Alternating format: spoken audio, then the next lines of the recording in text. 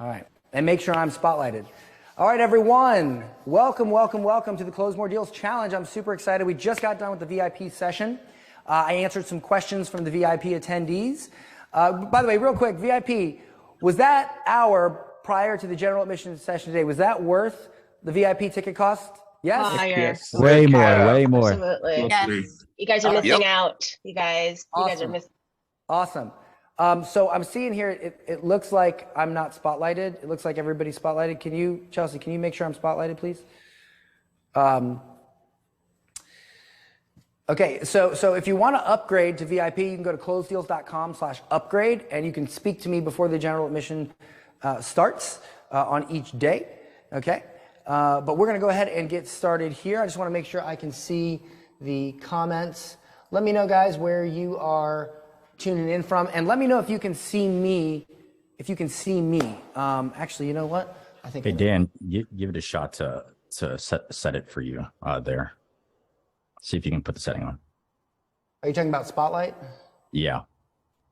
All right, hold on. Okay, there we go. How's that? There we go. All right, fantastic. Here we go. All right, cool. All right. Welcome, everyone. Welcome. All right, so my name is Dan Henry.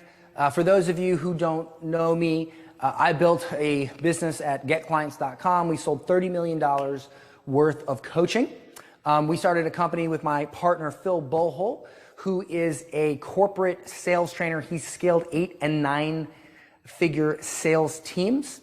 And so he comes from the corporate world. I come from the degenerate internet marketing world. So we combined forces to create CloseDeals.com.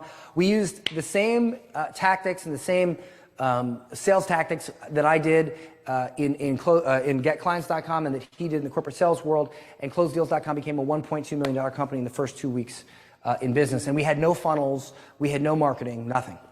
And so what I'm going to teach you this week is I'm going to teach you how to get deals, how to get people on the phone, how to get leads, whether you have an audience, whether you don't have an audience, whether you think you have leads, whether you don't think you have leads, and how to close those leads and close more deals. Does everybody want to learn to close more deals? Yes? Yes. Absolutely. Yeah, you got the mics. Yes. Let's go. All right, let's go. Yes. All right, awesome. Okay, so I explained this to VIP. I'm going to explain it to one more quick time. This is not going to be a lecture. It's not going to be like school. Me personally, I hated school. I hated school because teachers would talk at me rather than with me. I always wanted to have a conversation with my teacher, not be lectured at.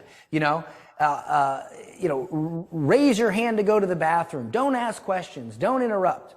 And look, this is by design.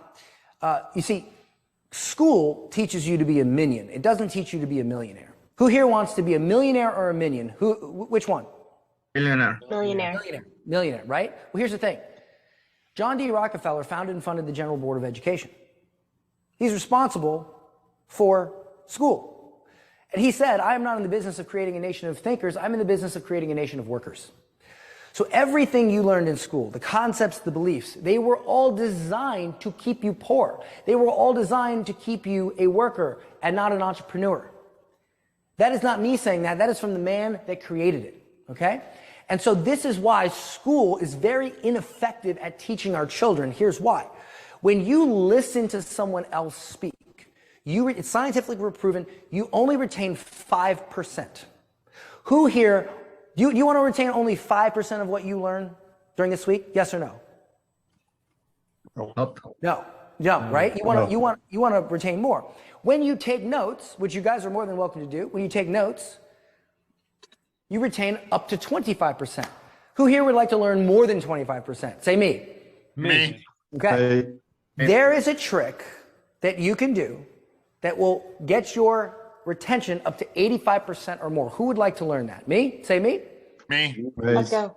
It is called conversational learning. Conversational learning. It means that you don't watch me do a presentation. You do the presentation with me. You do it with me, okay?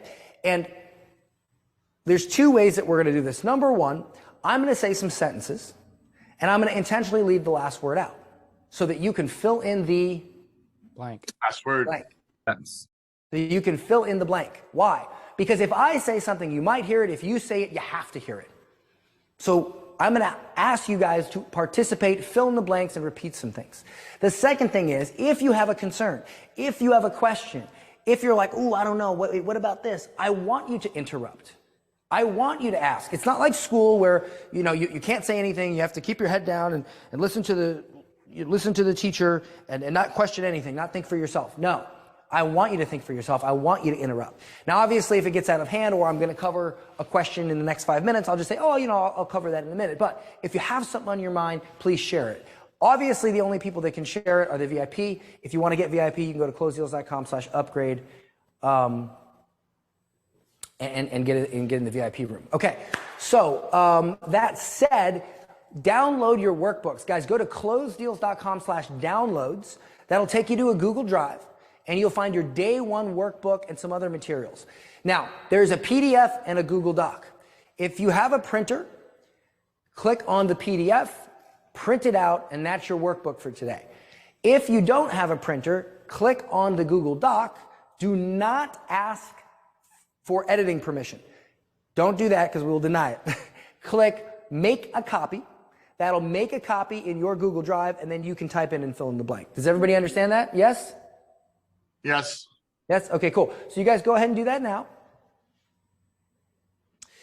And with that said, what I'd like to do is I'd like to get into, before we get into the workbook, before we get into what we're going to learn today, I'm going to cover the science of selling, okay?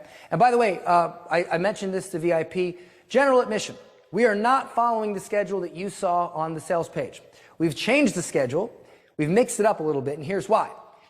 I don't want to wait till day 4 to show you the undiscovered leads. I don't want to wait till day 4 for that. I want you to be able to book calls tonight. That's going to be your homework. And then for day 2, 3, 4, and 5, I'm going to help you close those deals.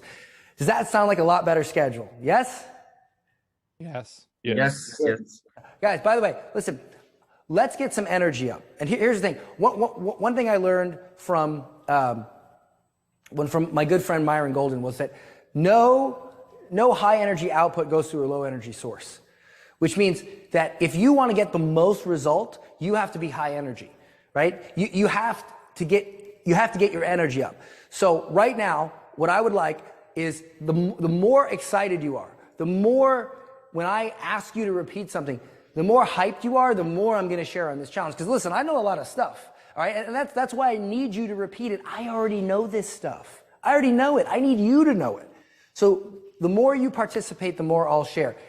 Is everybody ready to participate? Yes? Oh, yeah. Let's go. All right. All right. Good. All right. So we're going to close more deals. We're going to close more what? Deals. All right, there we go. All right. Deals. All right. So first, we're going to talk first about the science of selling. Now, here's the thing. The science of selling. So most people think that selling is an art. That is not true. Selling is a science. A science can be learned. Science can be learned. Art, that's based on talent. So selling is a science, and it's based off of physics. Can everybody agree? Look, the laws of physics cannot be broken. Changed. Okay? The laws of physics cannot be changed or broken. They are sound. We can all agree to that? Yes? Yeah. Yes. Yes. All right, okay. So let's talk about a few laws of physics and how they relate to sales. So first,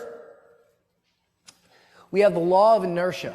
Law of inertia, okay? Now, I want you to think about this for a second. Imagine a hill that is slanted downward. Now, on this hill, you have a bicycle.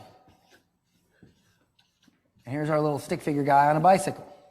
Now, right now, if this person if you're on this bike and you are not pedaling, you're not exercising any force, but you're on a downhill, are you going to keep going or are you going to stop? Keep going. Keep going. You're going to keep going, right?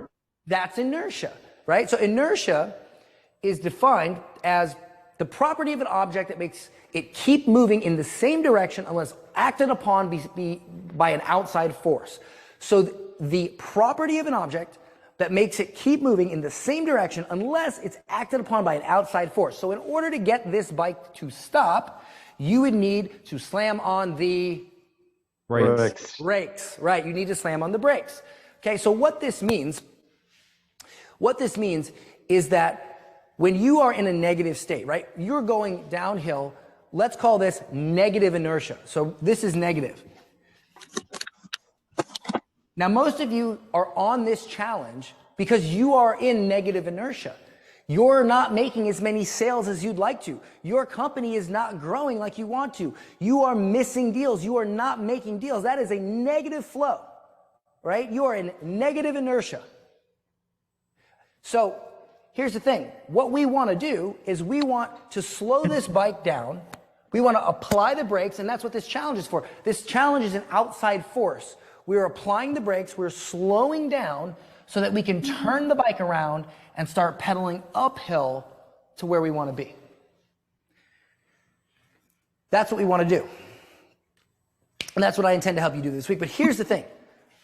When you're in a negative state, when things are going bad, it's easy to think bad thoughts. When things are going good, it's easy to think good thoughts. Can we all agree? Absolutely. Okay. So here's the thing. Yeah. If we pedal downward and we apply the brakes, we now have to turn the bike around. We have to pedal uphill to get what we want. Pedaling uphill is hard. It's hard. It's not easy. It's hard. It's hard to think good thoughts when you're in a negative state. It's hard, but this is changing the direction of the inertia. All right? 1% of people will slow the bike down, turn around, and engage their quads and go uphill. 99% of people will just think negative and keep going in the same direction. And if this is slanted downward and you apply no outside force, no brakes, you keep going downward. For how long? Forever. Forever. Right? Forever. And what's happening is many of you have not exercised that outside force, and you're not pedaling uphill. 1% of people will pedal uphill.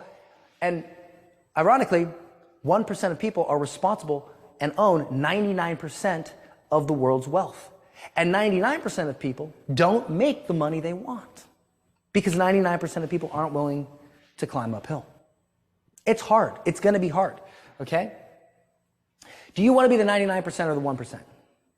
1%. 1%. Okay. 1% Grayson. So we can agree now that if you are in a downward state, okay, if you're in a downward state, you're in negative inertia, you have to do something to change that around to have positive inertia. We can agree to that, right? You have to act upon it and you have to turn it around. You can't just think like you're thinking. You can't just keep doing the same thing that you're doing. So let's talk about another law. This is the law of resonance. Now here's the interesting thing about the law of resonance. The law of resonance means that when two things vibrate at the same frequency, that frequency is amplified.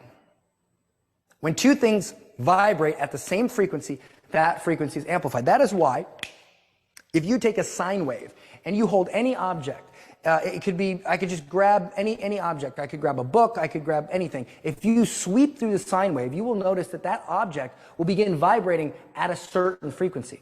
That's why when people drive down the street and they have those big systems in their car, the car is rattling, but when it hits a certain note, the car rattles like crazy, right? Like it just really rattles because that car's resonant frequency, the music happened to hit, they matched, it was amplified.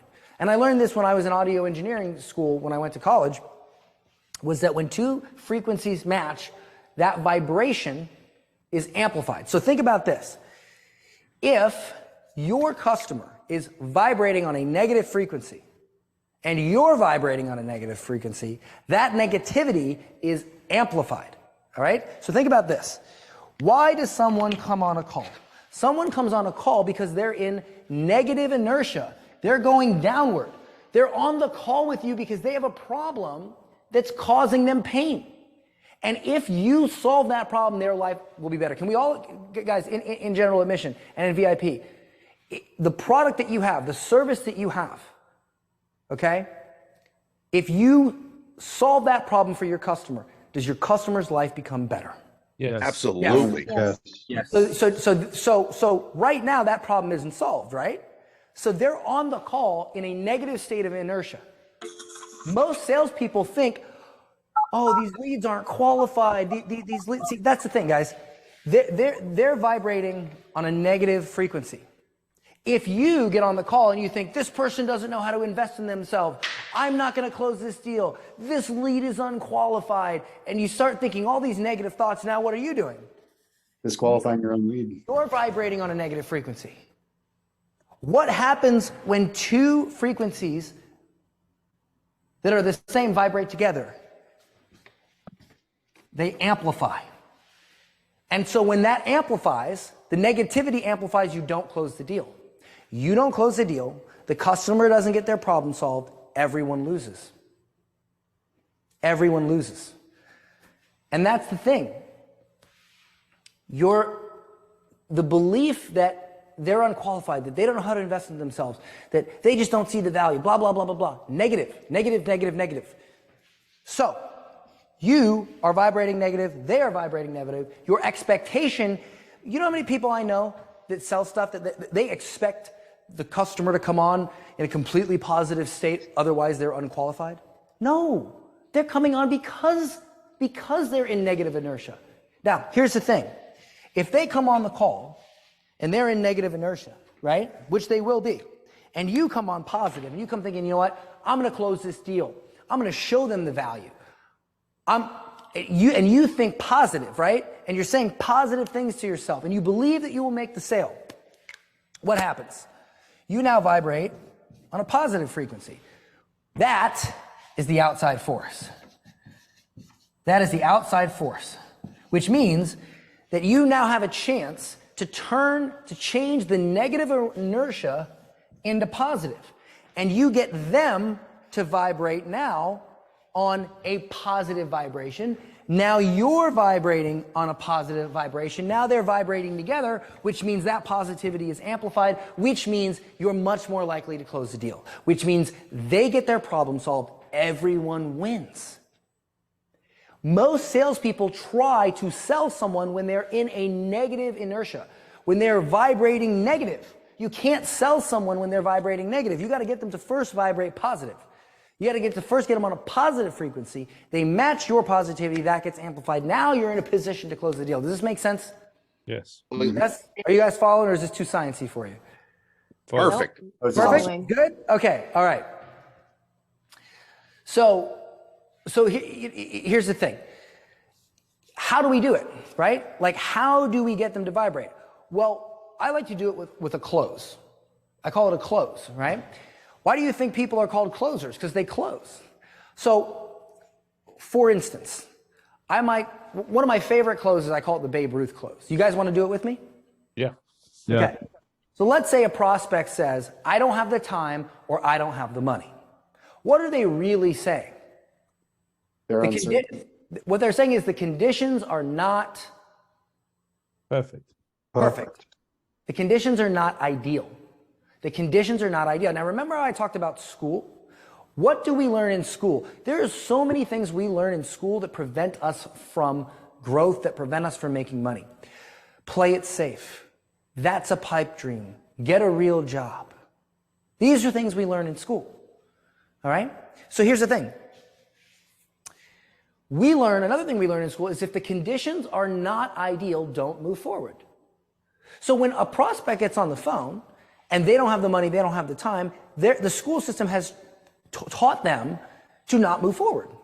But the entire reason why they're in negative inertia is because they don't have their problem solved. The whole reason why they're in there in the first place is because they're not acting upon with an outside force, and you're the outside force. So look, guys, I'm going to make an offer this week. And I expect each and every one of you to think it's too expensive. I think each and every one of you is going to think you don't have the money. I think many of you are going to think you don't have the time. I already know that. Because if you did have the money, you wouldn't be on this challenge. If you had the extra money laying around and you could just stroke a check, you wouldn't be here. So I already know that. I already know where you're vibrating. Do you guys get this? So stop having the expectation that the customer is going to come on pre-sold because of some magical whatever. The deal is it's a non-ideal condition. So I'll do what I call the Babe Ruth close. So let's do it together. Who is the greatest baseball player of all time? Babe Ruth. Babe Ruth. Ruth. But hold on. Babe Ruth has not hit the most home runs. He's not stolen the most bases, and he hasn't won the most World Series. So why is he considered the greatest baseball player of all time? Anybody think about was lower when he was playing. Exactly. It's because he did what he did in a time when the conditions were not ideal. Today, the MLB plays far more games. They have private jets that escort them around game to game. They have better training. They have massage therapists to keep their muscles working in between games. They have way more resources. The conditions are way more ideal. And so no matter what happens, Babe Ruth, Lou Gehrig, they'll be considered the greatest baseball players of all time because they did it in a time when the conditions were not ideal. The moral of the story here is that you don't get credit for succeeding in times of triumph. You get credit for succeeding in times of struggle. 99% of people will not take action when the conditions are ideal. 1% of people will. Funny enough, 1% of people have 99% of the world's wealth. So, do you want to be the 1% or the 99%? 1%. Okay. Now, what just happened there? Customers on the call or webinar, it doesn't matter. They're vibrating negatively. I can't move forward because the conditions are not ideal. I don't have the time. I don't have the money. A close, if done properly, can get them to vibrate positively. Now they're thinking, I want to be the 1%. I want to do this. That's what they're thinking now. They start changing the way they think. They start vibrating positive. Now, when you're both vibrating positive, now you can figure it out. Now, listen, when I do this on a call, sometimes the customer just pays right then and there. Sometimes the customer goes for funding. Sometimes the customer gets a pay plan. Sometimes the customer does not buy, but they leave that call inspired, not dejected. And when I follow up with them, our follow-up game, we make so many sales from follow-up because when customers leave the call, they're not discouraged, they're encouraged. How many of you guys think that you'd make a lot more sales if your customers, instead of leaving the call thinking, that's not for me, they left the call thinking, how am I going to get there? How am I going to do it? Man, I need to do this. I got to make it work. Do you guys think you'd make a lot more sales? Yeah. A lot more. Yes. Okay. Most of you are leaving people, you're leaving them dejected.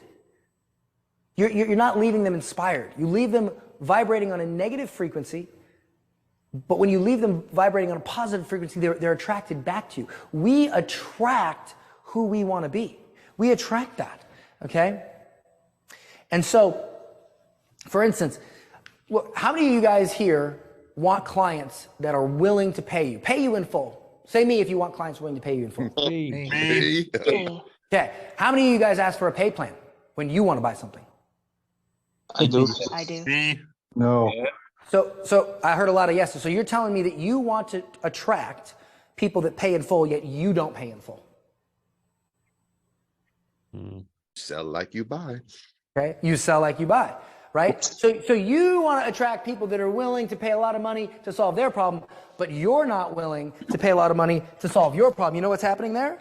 You're vibrating negative, and you're trying to attract people that are vibrating positive. What do you think is going to happen? It's not going to work. You're going to attract people like you. You're going to attract people like you. Okay? I love to pay people. I just paid $50,000.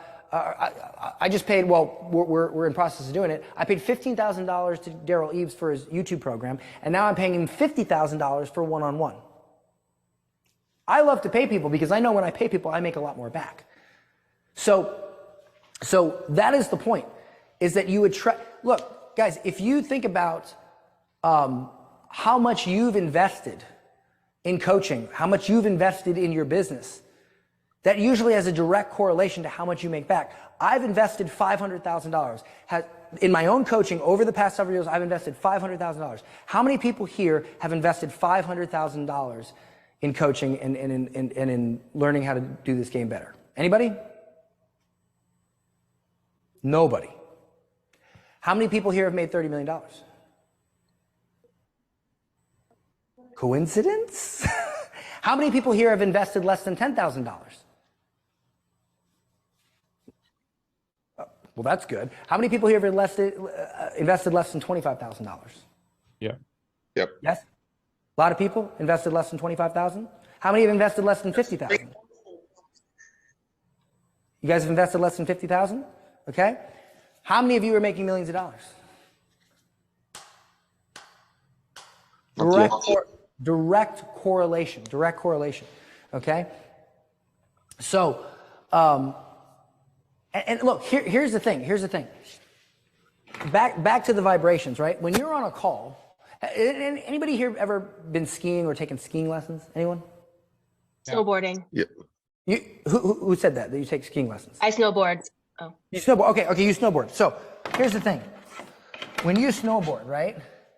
So here's the hill or whatever, right?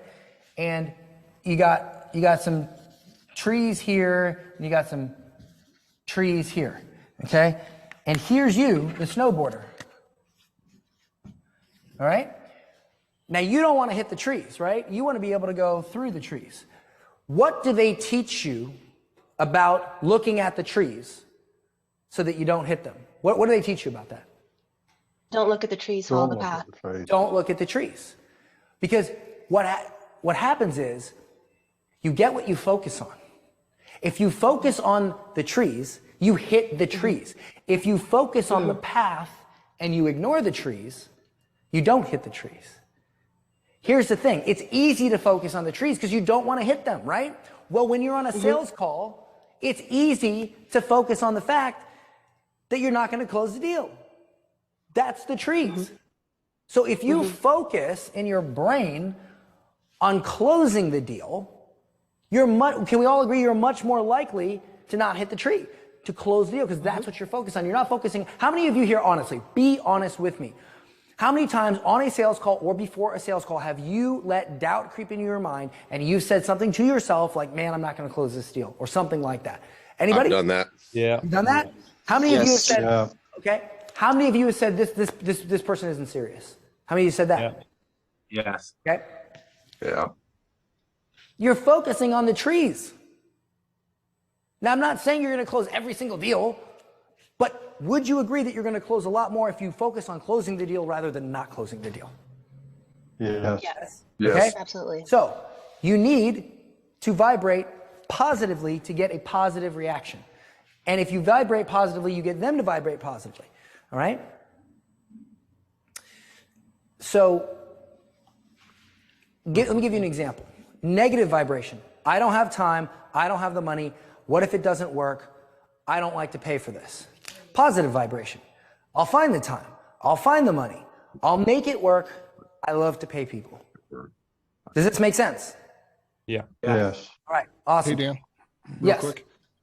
If you find yourself in that negative headspace, like right before you're getting to that point, do you have something in particular that you do to try and get yourself out of that mindset?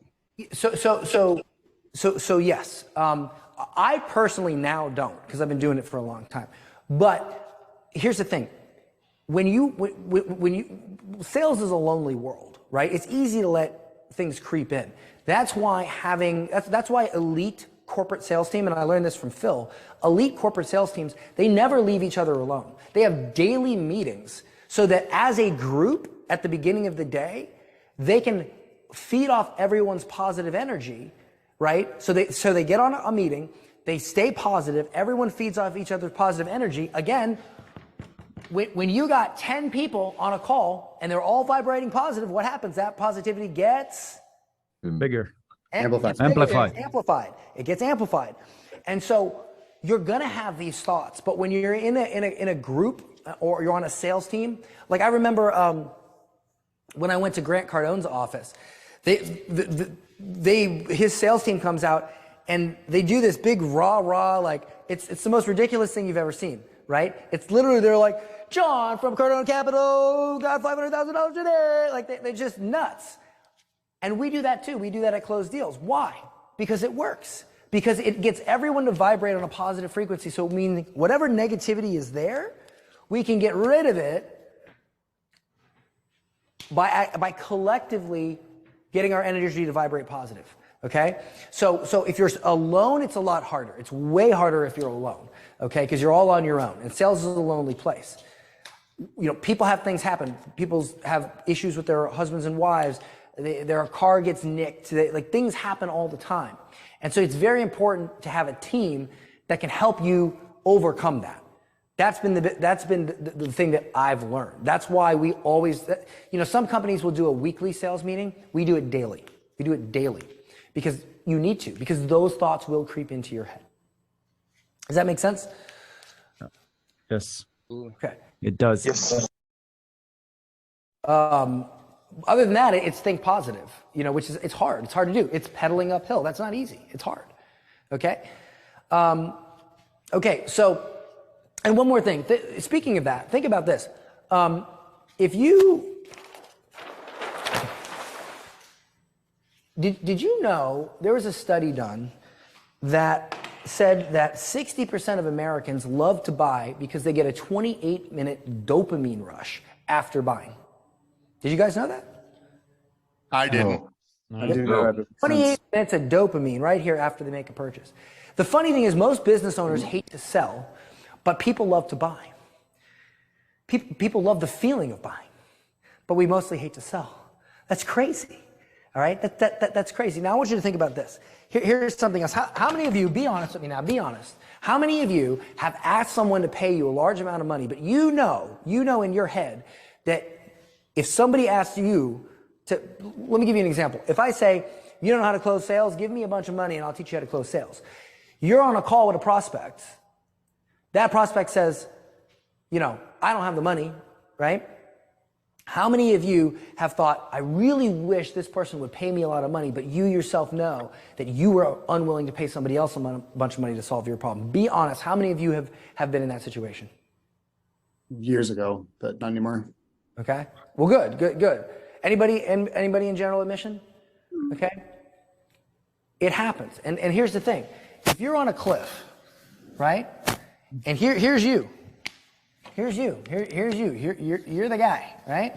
You're thinking about cliff diving. You're thinking about taking a big dive down into this water. Maybe you're in Mexico or something. Now, on your left is a professional cliff diver with over 500 dives. On your right is your best friend of 10 years. Who is more likely to convince you to take that leap? The professional cliff diver or your best friend? And by the way, your best friend has never taken a dive in his life. Who's more likely? Cliff diver. The cliff diver. The cliff diver. The cliff diver.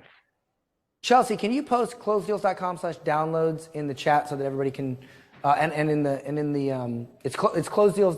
Guys, if you want the workbook, it's closedeals with my terrible writing .com/downloads. Okay.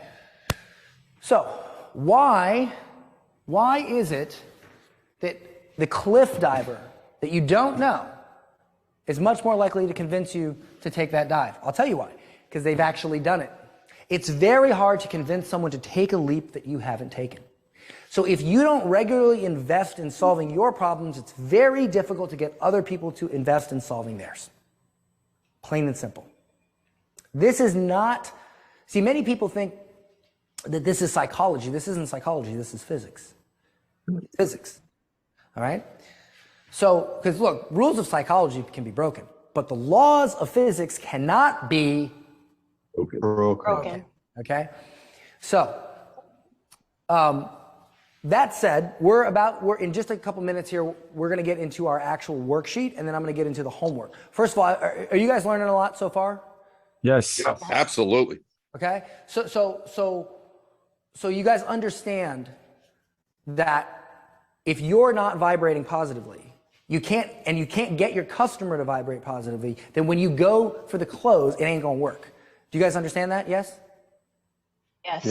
Yes. So you have to get them to vibrate positive first. All right? So, okay, so before I go into the worksheet, what I'd like to do is, how many of you have been on a challenge or a webinar or an event where you're doing the event and you don't know what they're going to offer you. You don't know what they're going to sell, and you don't know how much it's going to cost. And this gives you anxiety because the whole time you're thinking, oh, what is it? Can I afford it? And it kind of distracts you from listening to the content. Has anybody experienced that? Yes. Yes? Yes. Yes? Yes. Okay. So what if, because remember, I told you I don't like to teach like they teach in school. I also don't like to sell like most people sell. Would it be helpful to you if right now on day one, I told you what the offer was and how much it was so that you don't have to worry about it for the rest of the challenge and you can just focus on learning? Would you guys like me to do that? Yes. Yep. Let's go. All right. All right. I'll do that. So here it is. It's called the Daily Sales Huddle. And what we do is we work with you for an hour a day, every single day to prospect, land, and close deals. We then build out your CRM and your entire pipeline and sales system. So you have a real sales systems, not some ClickFunnels active campaign foolishness, a real corporate level sales CRM and system so that everything is organized. We build it for you and we maintain it for you. We coach you every day. We get you to roughly 30 to 50 grand a month. Once you're there, we then recruit, hire, and train a sales team for you, and we manage them so you don't have to, so that you can step out of the business and scale it rather than being in the business, taking calls and managing sales reps. And if you're already at that revenue level, we can skip right to the sales team part. That is the offer. It's called the Daily Sales Huddle. Does that sound like an offer you'd be interested in? I'll pay for it right now. Yes? Yeah. Yes. Okay. That offer is $60,000. That's it. It's $60,000. Okay. It's $60,000 for the year. Now you don't have to worry about what we're selling and how much it costs. You can just focus on the rest of the challenge and learning.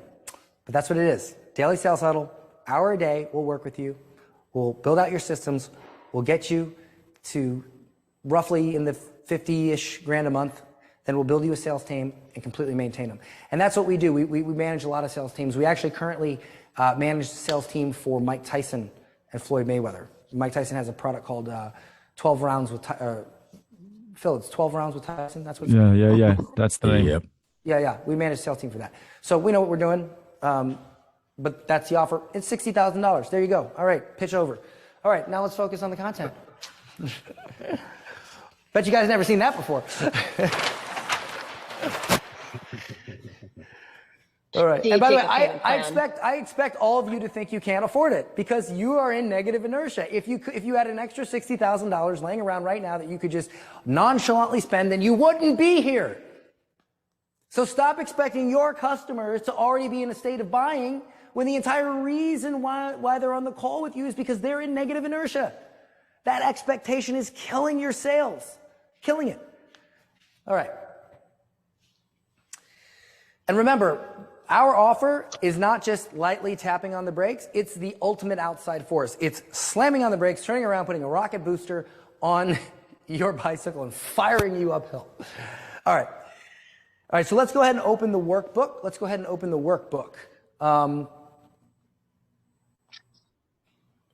Let me bring up my workbook here.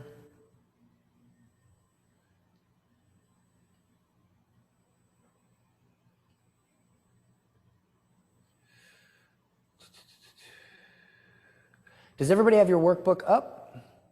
Yes. All right, awesome. So it should say day one, undiscovered leads. Okay, so here's what I'd like you to do. The first thing we're going to do is we are going to talk about the lost sales calculator. Now, has anybody here ever heard the phrase rearranging deck chairs on the Titanic? Has anybody ever heard that phrase? Yes. Okay, do you know what that phrase means? Wasted time. Wasting time, right? Well, more specifically, solving the wrong problem. You see, when the Titanic sank, did you know that most of the lifeboats were half full? Did you know that? No. There were Yes. staff on the Titanic that while the ship was sinking, they were rearranging deck chairs. Instead of helping people get on the lifeboats, they were rearranging deck chairs. And as a result, a lot of the guests saw that and didn't take the emergency seriously because they saw them rearranging deck chairs, so they did not get on the boat because they were in disbelief. And 1,500 people perished. So here's the thing. Most of you right now are rearranging deck chairs on the Titanic. You're trying to solve problems that aren't actually contributing to the result you want. Okay? So let's figure out what the actual problem is. So right here, lost sales calculator. You'll see in your worksheet, it says, my biggest sticking point that is preventing me from closing more deals is. My biggest sticking point that is preventing me from closing more deals is. I want you to write in that box what you think that is. What is the problem that you have that's preventing you from closing more deals? Write that in the box. Okay?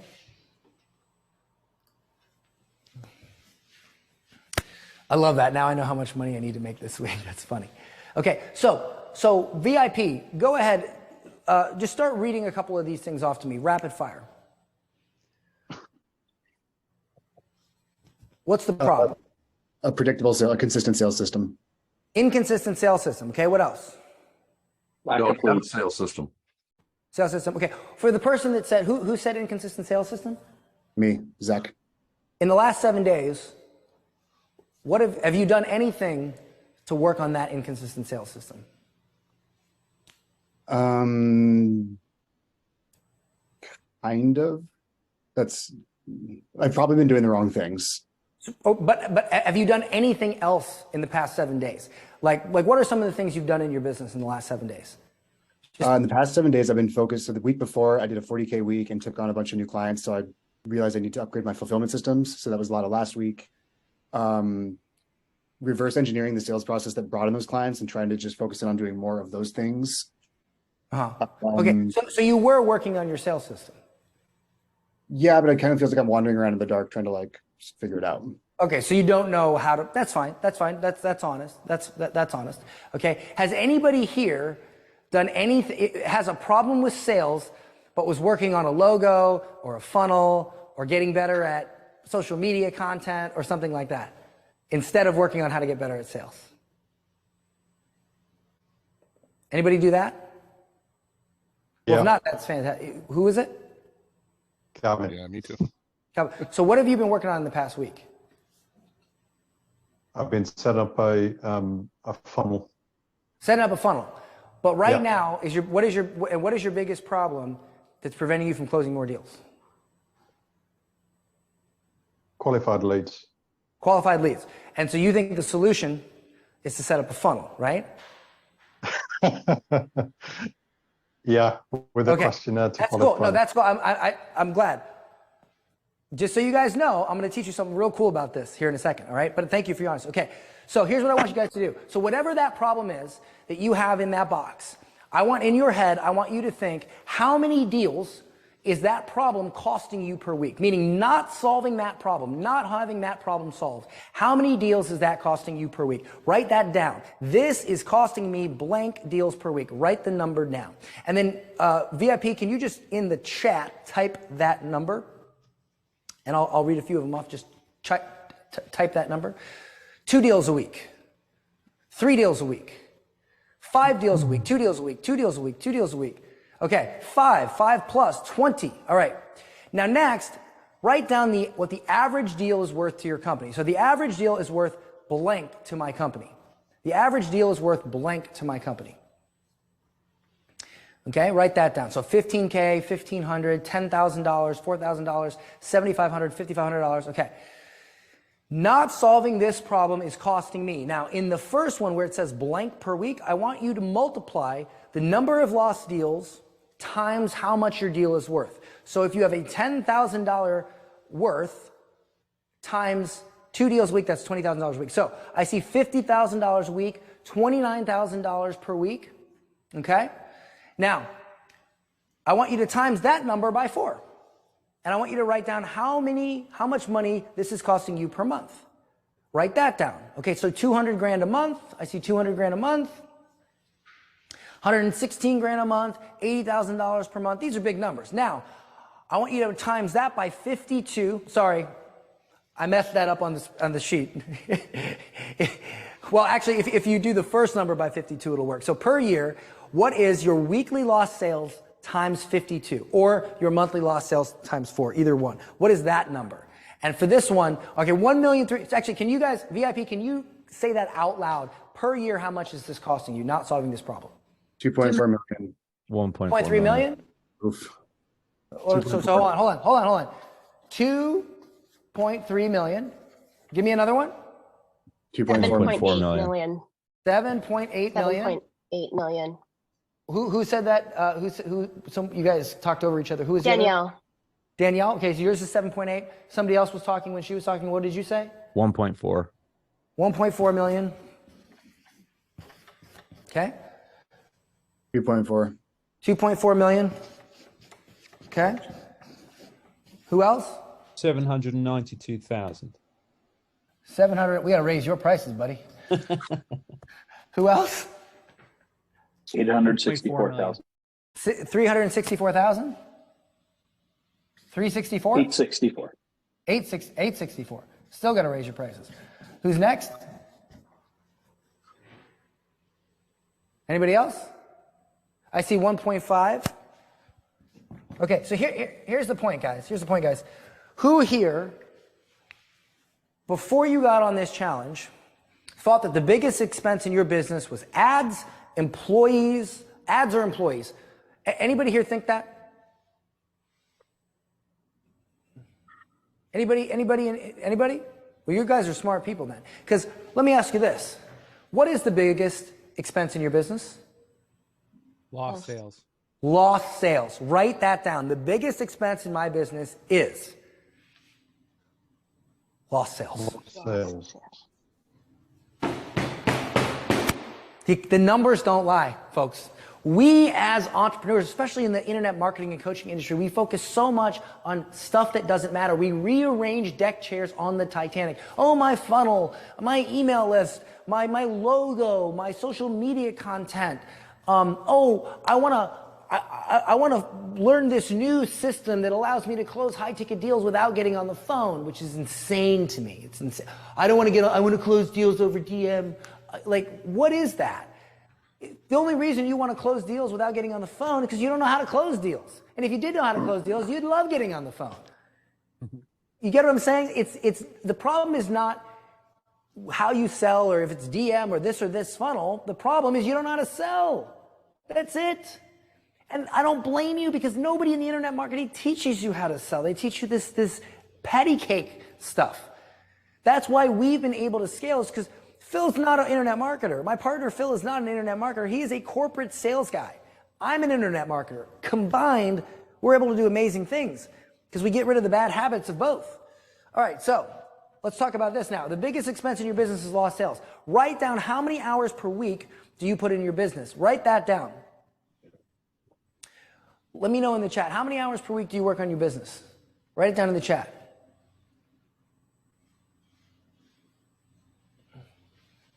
60, 40, 60 to 80, 60 to 80, 60 hours, 40, 50, 100. Wow, Mara, 100. Holy moly. Okay, now in the next spot, how many hours per week do you put into learning to sell better? Not learning a funnel. How many hours per week do you put into learning to sell better?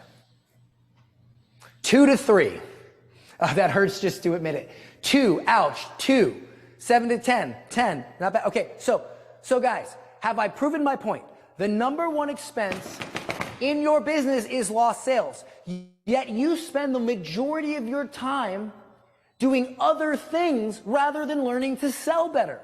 Look, 3. So you spend 60 hours in your business and only 3 of them is learning to sell better. Why do you think lost sales is the number one expense in your business? Do you understand? Do you guys see? I didn't tell you this. I'm not telling you this. You guys said the number one expense in the business is lost sales. You guys said you work 60 hours a week. You guys said you only spend 3 hours learning to sell better. So what, guys, what do you think the problem is? Do you think the problem is you're rearranging deck chairs on the Titanic? Mm-hmm. Would you agree? Mm-hmm. Yeah. Yes. Yeah. Oh, I know the energy went down for that. You guys. Everyone's That's okay. hurting right now. What is it? It hurts. Everyone's hurting right now. You got us in the gut.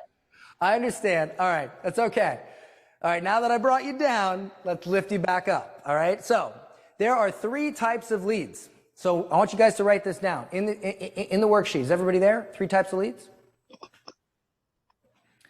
Okay. So the first type, and by the way, guys, I am going to go a little late today. Is everybody okay with that? Yes. Sure. Okay. All right. First, leads that you have. Leads that you have. So write that down. There are 3 types of leads. Leads that you have, these are called follow-up. Okay? These are called follow-up. Leads that you have is follow-up. The next one is leads that you don't know you had. Leads that you don't know you had. Write that down. Leads that you don't know that you had. These are undiscovered leads. The third one is leads that you can get. This is called prospecting, right? And really, it's not 3 types of leads. It's 3 ways to think about leads. I should probably change that. It's 3 ways to think about leads. You have leads that you have leads that you don't know that you have, and you have leads you can get. Does everybody follow me? Say yes. Yes. Yes. Okay, so leads that you Can get. Have. Have. Yes. what is follow-up? Don't know. First one, Leads that you leads that have. That you have. Have. have. Second one is don't leads know. that you Don't know you have. Don't know you don't know have. you have. And the third one is leads that you And Can get. get. Can get. and get. If I showed you how to close more deals from leads that you have, leads that you don't know you have, and leads that you can get, would that be valuable to you? Yes. Yeah. Yes. Absolutely. All right, awesome. So let's talk about follow-up. Fill in the blanks. I have had a sales interaction with blank people in the last 90 days that did not buy. Write down that number. I had a sales interaction with blank people in the last 90 days that did not buy. Approximate if you don't know. And by the way, if you don't know, by the way, who here has a CRM, a sales CRM? Does anybody not have a sales CRM? I'm not talking about frickin' ClickFunnels. Technically, I have one, but it's being underutilized by a lot. Okay, so who here does not have a CRM or has a CRM and you're not actually using it? Say me. Me. Okay, so a lot of people, right? So if you don't know how many leads you had that did not buy and you can't click one button and know that, that's the problem, all right? So in the chat, let me see how many leads did you talk to that did not buy in the last 90 days? Approximately 50 leads, 100 leads. Hundreds. Okay. Next, I reached out to blank of those people in the last 7 days. Write that number down. I reached out to blank of those people in the last 7 days. How many you get? 0, 0, 3, 0. I have hundreds of leads, but I've reached out to none of them in the last 7 days. But I should build a funnel. I need to get a clown mask. Okay, I know I'm beating you guys up, but no, seriously, think about it. This is not hard to understand. Okay, on average, I follow up with someone blank times after they say no. How many times on average do you follow up with someone? 0, 0, 3, 3, 1. Okay, now fill this one in. 2, 1, 2. The average sale is made on the blank follow-up. Do you know? Does anybody know when the average sale is made? Anybody? 7th. 8. It's made on the 8th. Write that down.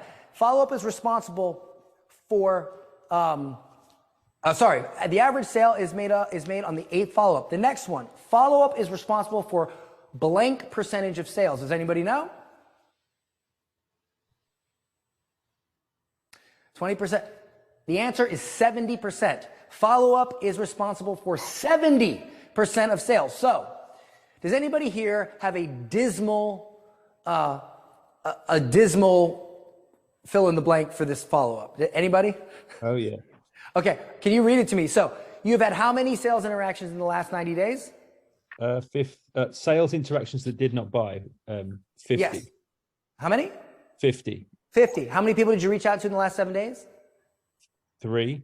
3. On average, how many times do you follow up with somebody? None. None. The average sales made on the what follow-up? 8. 8. Follow-up responsible for how many percentage of sales? 70%. 70. On a scale of 1 to 10, what would you rate your follow-up, sir? Can I go negative? Yes, you can. Okay, I applaud you for your honesty. Give him a round of applause for his honesty, okay? How many people here are in the same boat? Say me if you're in the same boat or a similar boat. Me. Similar. Okay, so do you need to build a funnel? No. Do you need to start a YouTube channel? Do you need to do more podcasting? Or do you need to call your freaking leads? Mhm. What do you need a funnel or follow-up? Funnel or follow-up? Follow up. Follow up. Follow-up. Okay, all right. Next, grade your prospecting. You know, I like these challenges because even if I don't make a single sale, this is worth it. No, I'm just... All right, sorry, I'm going to fix it for you guys. Grade your prospecting. How many people have you started conversations with outbound in the past 7 days? Or forget outbound, just how many people have you started conversations with in the past 7 days? Conversations equal. Write that number down. How many people have you started a conversation with in the last 7 days? How many people? Type it in the chat. Is that just like any sort of outbound that we did? What is that? Anything that starts a conversation. I don't care if it's outbound, inbound, anything that starts a conversation. Okay, so 2, 50, that's not bad. If it's 0, say 0, guys, in the chat.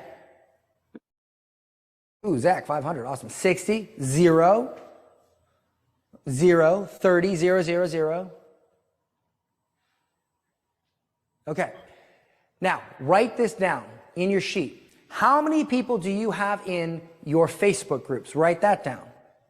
How many people do you have in your Discord groups if you have one? Write that down. How many Instagram followers do you have?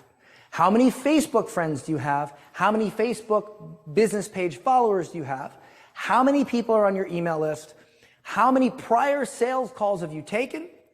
And any other sources, fill in those blanks on the sheet. And then where it says total leads, I want you guys to add all that together to give your total leads. Can you guys do that now? Or WhatsApp or whatever you guys got. Can you guys fill that out right now and just say done when you have, or actually when you have your total leads, just type your total leads in the chat. Type your total leads, 20,000. Okay, I see 20,000. All right, 20,000. 3,500. Those are big numbers. These are thousands, okay? 350, 250,000. Okay. Now, I want you to divide the amount of conversations you've had by the total leads. So if you had 3 conversations and you have 2,000 leads, then I want you to divide 3 by 2,000, and that gives you a number. I want you to take that number, okay? I want you to take that number and times it by 10. So the amount of conversations you've had divided by the total leads equals, times that by 10 and put it where it says you have started conversations with percent, blank percent of your total potential leads. Okay? So Zach, you've started conversations with 0.25% of your total leads. Katie says, damn, I got way more leads that I'm not utilizing. 0.06%. 0.06%. Okay? 0 times anything is 0. So for those of you that think you don't have leads, 0.000, okay? So for those of you that think you don't have leads, for those of you that think you don't have leads, do you currently think you don't have leads? How many people here came in here thought they don't have many leads? Say me if you came in thinking you didn't think you had many leads. Yeah, me. Me? Okay, go ahead, say it, say me. Do you think you have leads now? Or let's put it this way. How many of you now believe and think you have more leads than you thought you did when you came in? Say me if you realize you had more. Me. Okay, all right. The deal here is that you have leads. They are there. If they've ever interacted with you, they've interacted with you for a reason, most likely because you can solve their problem. All right? Sure, not all of them, but a lot of them. And you've reached out to point whatever %. So these are your undiscovered leads. Now you might say, Dan, what if I don't have any? Okay, great. Then let's talk about how we get deals now. How do we get deals now? That's the next part. The fastest way to close high ticket deals is to simply create a blank. Can anyone tell me what that word is? An offer? What is it? Lead I magnet? said an offer. Case study. Unresistible offer. An email list? You're thinking like internet marketers. This is why Conversation. internet marketers are broke. This is why, okay? Funnels, lead magnets, blah, blah, blah, okay? The fastest way to close high ticket deals is to simply create a conversation. A conversation. Guys, right now, if the satellites went down and the internet was no more and there was no electric, would we still sell things? Yes or no? Yes. How would we sell them? Face Walking to to face.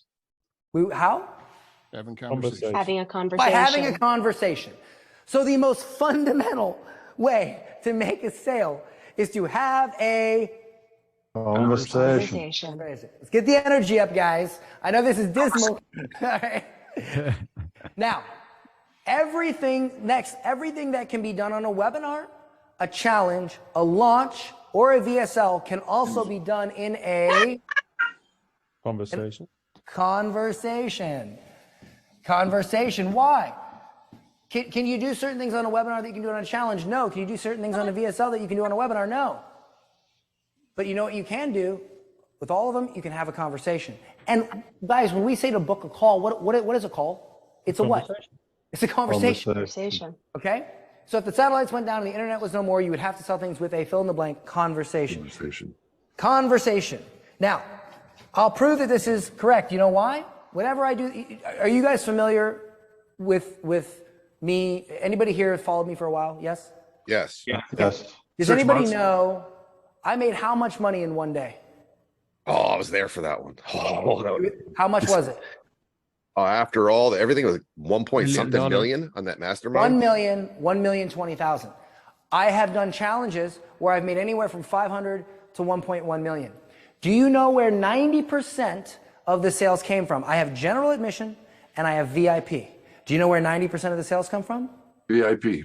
VIP. Some people in general admission buy, but 90% come from VIP. Would you like to know why? Because they've already Why? committed to. Because what am I having with you that I can't have with general admission? Conversation. Conversation. Conversations.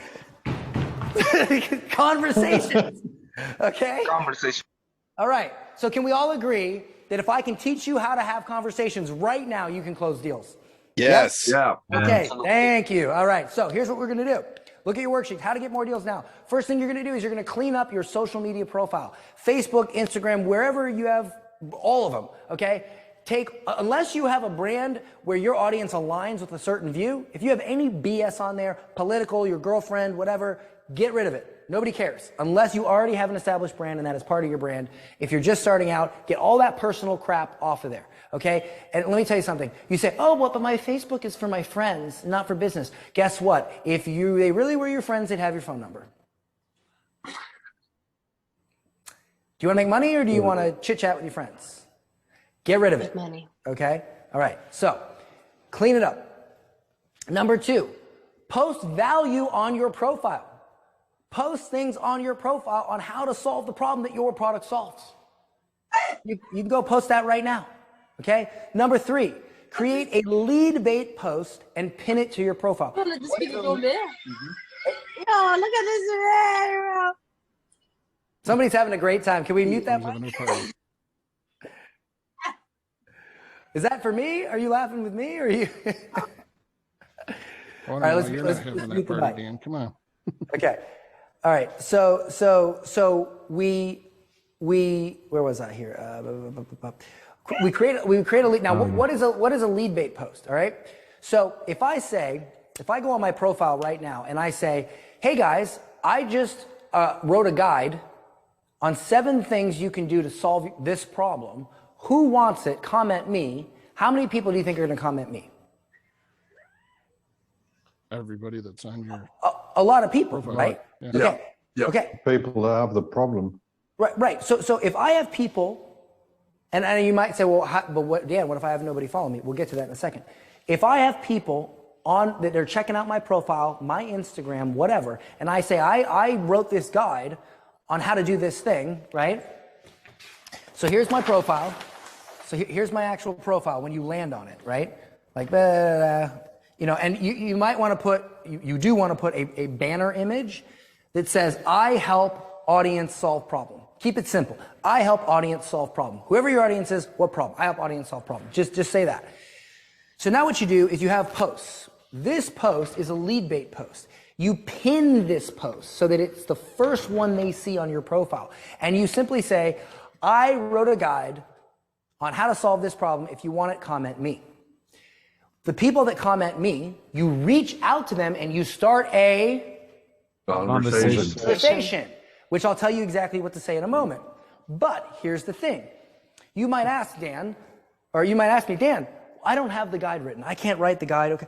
Would you guys like to know how to do this if you don't have a guide? Absolutely. GPT.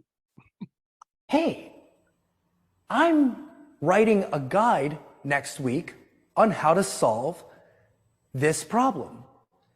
Who wants the guide when I'm done with it? Comment me. And now, when they reach out to you, you say, hey, and this is where we go to the next part. If you already have the guide, you send them the guide and you say, hey, what were you looking to get out of the guide? What are you looking to accomplish with the guide? And now they tell you what their problems are.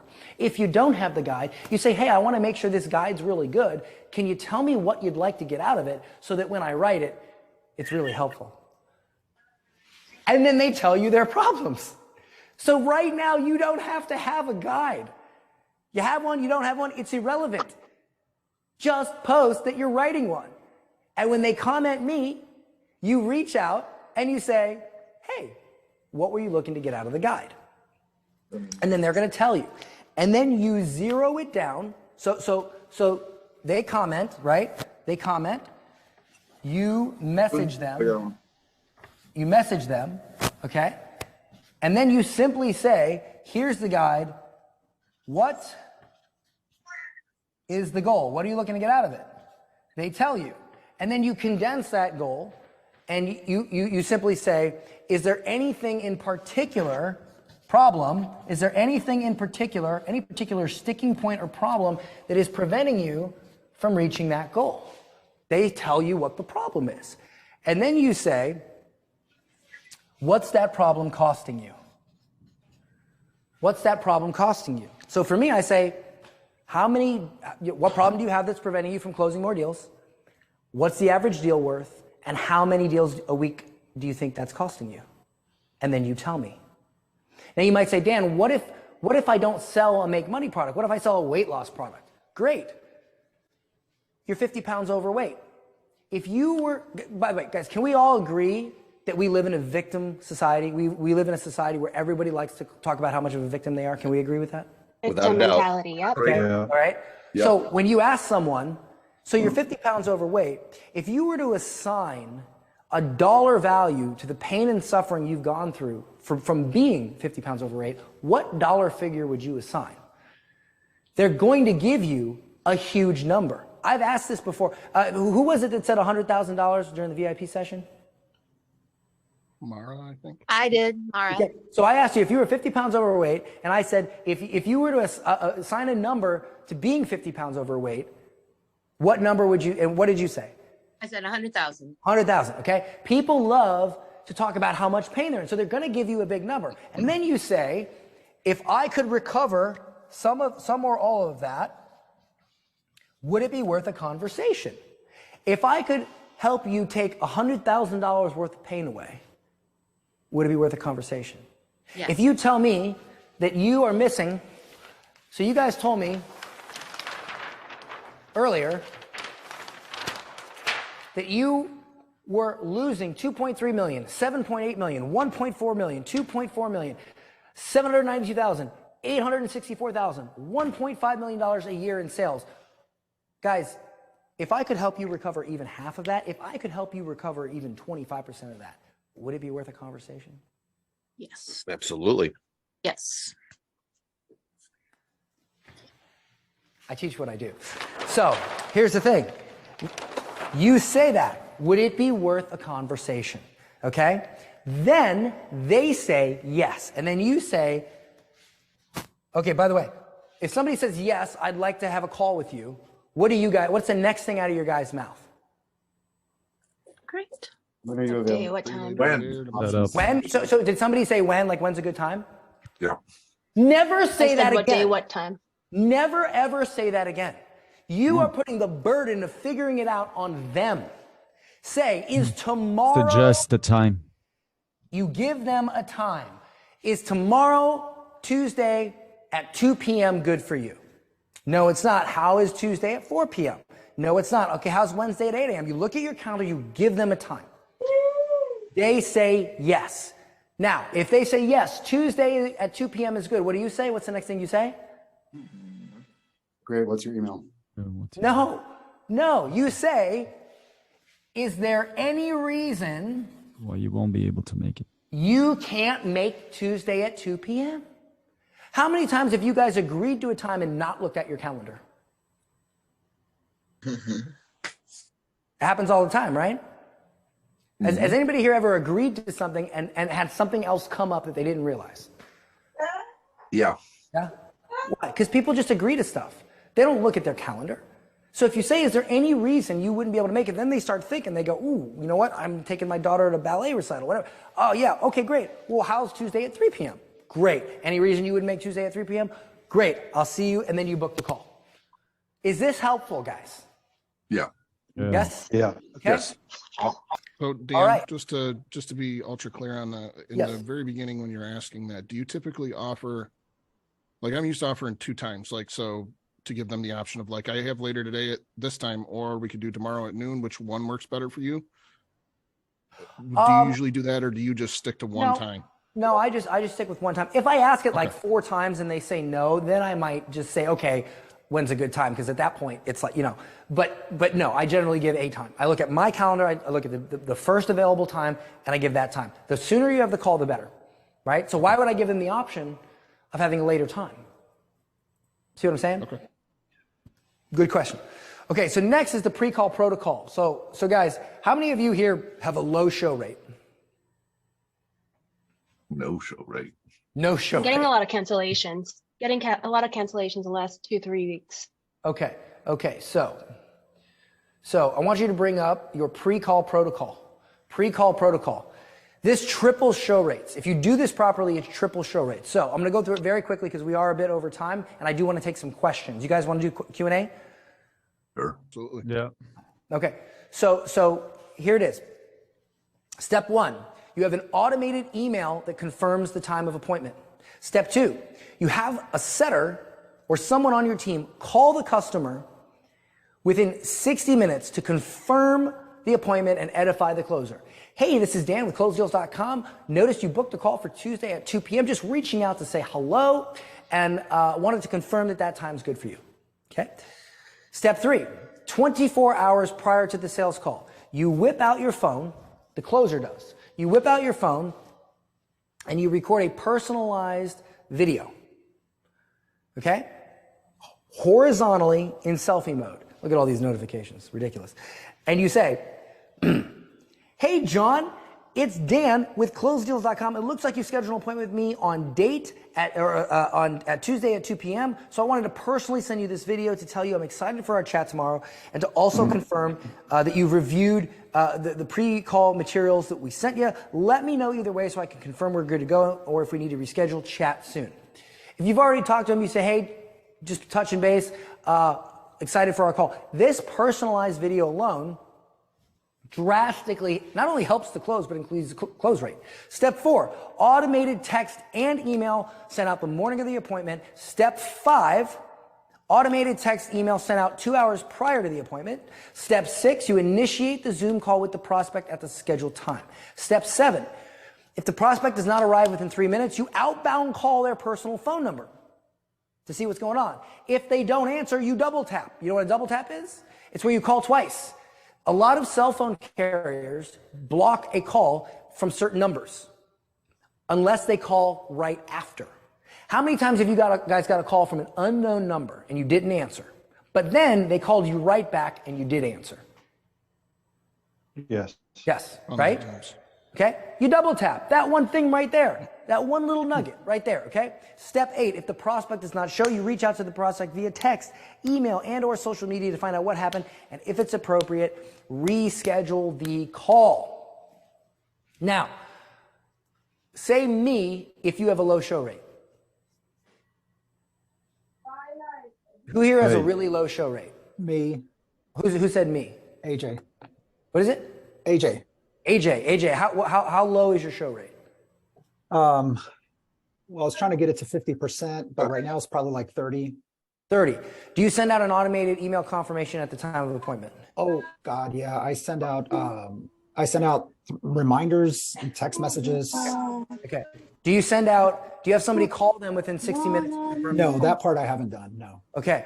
Do you send a selfie video? Nope. No, you don't send a selfie video. No, I don't do those things that you listed out yet. So you don't do most of the stuff I listed out. But there is a follow-up process, right? Like leading up to the call, reminders, text messages, but Yes. still I get a very low show rate. Many people do that. Many Right. people do that, but they don't do the special stuff, the stuff in yellow. Okay. But so you don't do that and you have a low show rate, correct? Right, and it's just me, so I don't have a set or anything like that. That's fine. That's fine.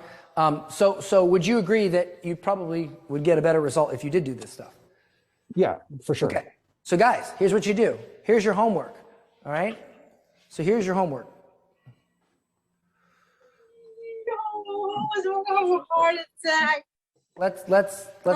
Let's mute Chelsea. Let's get on the mute just in case we need to. By the way, I want to really thank my team for putting this all together and allowing me to present this to you guys. They do a lot of stuff in the background that you don't know about. And I also ride their ass pretty hard because I want you guys to have a great experience. I want this to go really smoothly. So I do get on them during launches. So I just want to give them a quick round of applause for really showing up and making this all possible. Okay. So thank you. And if we do a live event, they're really going to be working. So, okay. So here's your homework. Here's what I want you to do. I want you to go clean up your profile. That takes 10 minutes. I want you to, and I skipped one part, which I'll cover now. I want you to make your lead bait post on your profile. If you don't have a guide, just, hey, 7 ways to solve this problem. That's it. 7 ways or something like that. I want you to make that post. If you don't have a guide, say that you're writing it and say, if you'd like a copy when I'm done, comment me. Now, here's how to get more leads. You go join Facebook groups, you follow pages that have your target audience, right? And what you do is you give value. You don't pitch. So for instance, right now, I made $100,000 doing this. The first month I did it, $100,000. I did this for like 6 hours a day. I would go into a Facebook group. I'd find someone with a problem. And then they would ask the question. I'd answer the question in very specific detail. I would not pitch. I would 100% solve their problem. And then I would end that with a question. So if somebody said, hey, my webinar is not working, I'd be like, well, you know, what's going on here? What's going on there, right? And then they would answer, and then I'd give them advice, and then I'd keep asking open-ended questions. Oh, are you doing one next week? You know, how many more webinars are you going to do? Great. How's the business going? Awesome. Have you done that? Whatever. It doesn't matter. Oh, you're from Boston? That's cool. I like the Red Sox. It doesn't matter. You give the advice and then you keep the thread going. What happens when a thread in a Facebook group or on an Instagram page has a lot of responses and interaction? What does it get marked as? Goes higher in the algorithm. Yes, it gets marked as most relevant, which means when somebody reads that post, if your thread gets marked as most relevant, more eyeballs get on it. Now, if you guys are in a group and you see somebody with a problem and you have a similar problem and somebody completely solves their problem and you go, wow, that person's smart. They really brought some value to this post. What's the first thing you do? I'm done. Check out. What do you do? Look at their Check profile. out that You look profile. at their profile. You look at their profile. And what is the first post you would see? The relevant one. When you The pin, Bait. No, you'd see the pinned one, which is the lead bait post, which means if you had a problem, you saw somebody else in a group or a page or whatever have that same problem, you saw somebody solve that problem, you got interested, you click on their profile, you go to their profile, you see them saying, hey, I got this guide, 7 ways to solve this problem. Comment me. What are you likely to do? Me. Comment me. And when you comment me, they reach out to you and they say, here's the guide, or hey, what are you looking to get out of the guide? You then tell them, and then they go through this script. And next thing you know, you started a conversation. If you can start a conversation, you can close a deal. Okay? So that's what I want you all to do. I want you all to start conversations, and I want you to close deals. Okay? If you can, book calls for after tomorrow's session so that you have some information to close the deals. But is everybody clear on what to do? Okay? You don't have to have a lead magnet. Just say you're creating one. All right? The person what I want you to do is at the end of this evening, let's say by 10 o'clock Eastern time, I want you to post how many appointments you've set, how many calls you've set. Okay? The person, and please be genuine and honest, because the person that books the most calls is going to win an amazing prize, and we'll announce that prize tomorrow. Okay? The person that books the most appointments is going to win a very amazing prize, and I'll tell you what that prize is tomorrow. All right? So who here is going to book some calls? Hey. Yep. Oh, then not with that energy. Who here is going to book some calls? All right. So, is everybody clear on the homework? Yes. yes. No questions. It's all there. Okay. All right. I wonder if I should share this story before I go, or before I take Do questions. it. I know it's a very personal story. I don't know if I want to share it. Please do. Mine, you can do it. So, man. Okay. So how many people here have been following me? Lost audio. Sound. Lost sound audio. off. Lost audio. You're back now, I think. Yeah, you lost audio. audio. Sound. Sound's gone.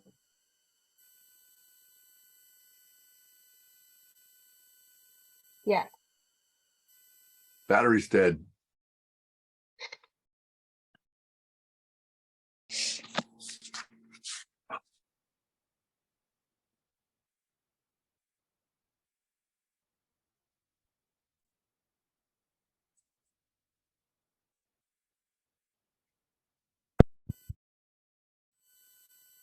Whoops.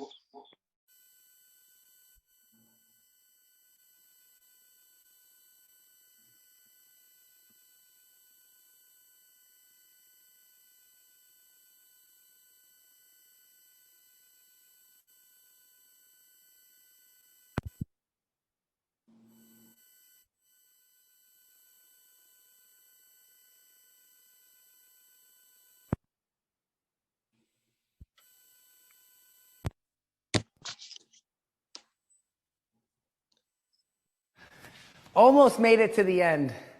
Almost made it to the end with no battery issues. Can you guys hear me now? Yep, Yes. I'm clear. All right. All right. I guess I'll share this. So, how many of you? How many of you followed me when I was married? Here. I did. Yes. I did. You were Yeah. married. Okay. All right. So here's the thing. Many times people don't believe in follow-up. They don't believe that if you keep following up and you keep following up, that you'll actually get more sales, right? It's a daunting task. It's an uphill battle. Look, how many of you guys honestly don't follow up as much as you should? Say me, if you don't follow Hey. up. Me. Mate. Would you admit that, look, what would you do if you knew you could not fail? What would you attempt if you knew you could not fail? Anything pretty much. You'd attempt whatever you want, anything, right? And so if you knew something would work, okay, if you knew something would work, you were 100% sure, how much of your time, money, energy, and focus would you put into it? 100%. All of 100%. it. You lost audio again. Yeah, you're No on. sound No again. audio. Yeah. Day one of live. Hey, anything live always happens. Mm-hmm. Happens to all of us.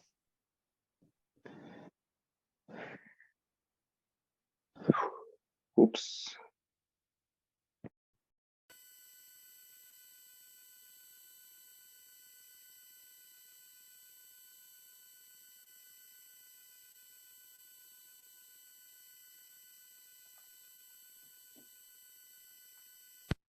Hello, Hey. how are you? Oh, all right. Yeah. Hi. Someone is having a conversation. Great. That's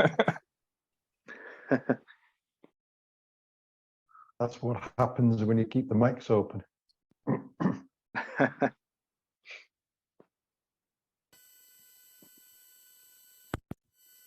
Gotta say, it's pretty brave of him to keep the mic open the whole event. Nobody else does that. Yeah. Nobody else lets Yeah. us communicate. Pretty He brave, trusts I do a Trust lot the of things. audience. I do a lot of things nobody does. All right, if it- trusting the if it- audience. Can you guys hear me now? Yes, sir. Yes. If it cuts out again, I'm just going to grab my actual microphone and hold it. So don't worry. Okay. So I'm going to end with this, and then I'll take some questions. Okay. So if you believe something would work, you would invest all your money, time, and energy into it, right? Absolutely, right? Okay. So is the issue that it's not working, or that you don't believe it'll work? Ooh. Ouch. Okay? Because you're telling me that if you put all your time, money, and energy into follow-up, or really anything, selling, what prospecting, you're telling me it wouldn't work? Think about that. The reason you're not doing it is likely because you don't believe it'll work. So I'm going to tell you a quick story that I have never shared, because it just happened. I have always been one to never give up belief. Well, when I was younger, I had no belief. But something happened in my life that allowed me to realize that if I really believe in something, it'll happen. Okay? 4 or 5 years ago, something like that, I got divorced from my wife. And it was the hardest thing that I had ever gone through.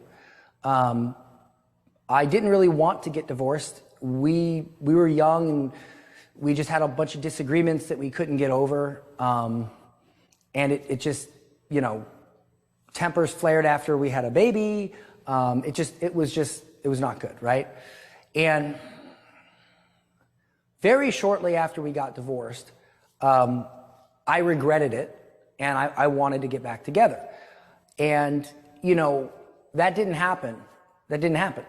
And for the past 5 years, I've dated, I've had multiple relationships, some kind of serious, some casual, intermittent, whatever.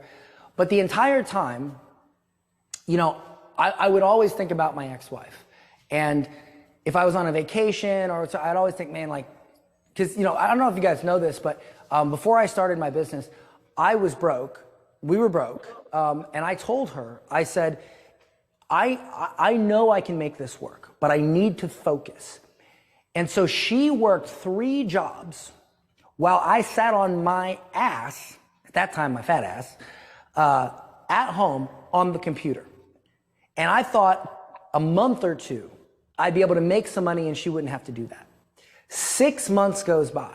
I'm still every day sitting at the counter like a loser while she's out working 3 jobs. And she never once complained because she believed in me. She believed in my conviction. And she's told me that the reason I believe, I don't know nothing about what you're doing, but the reason I believe in you is because of how much you believe in yourself.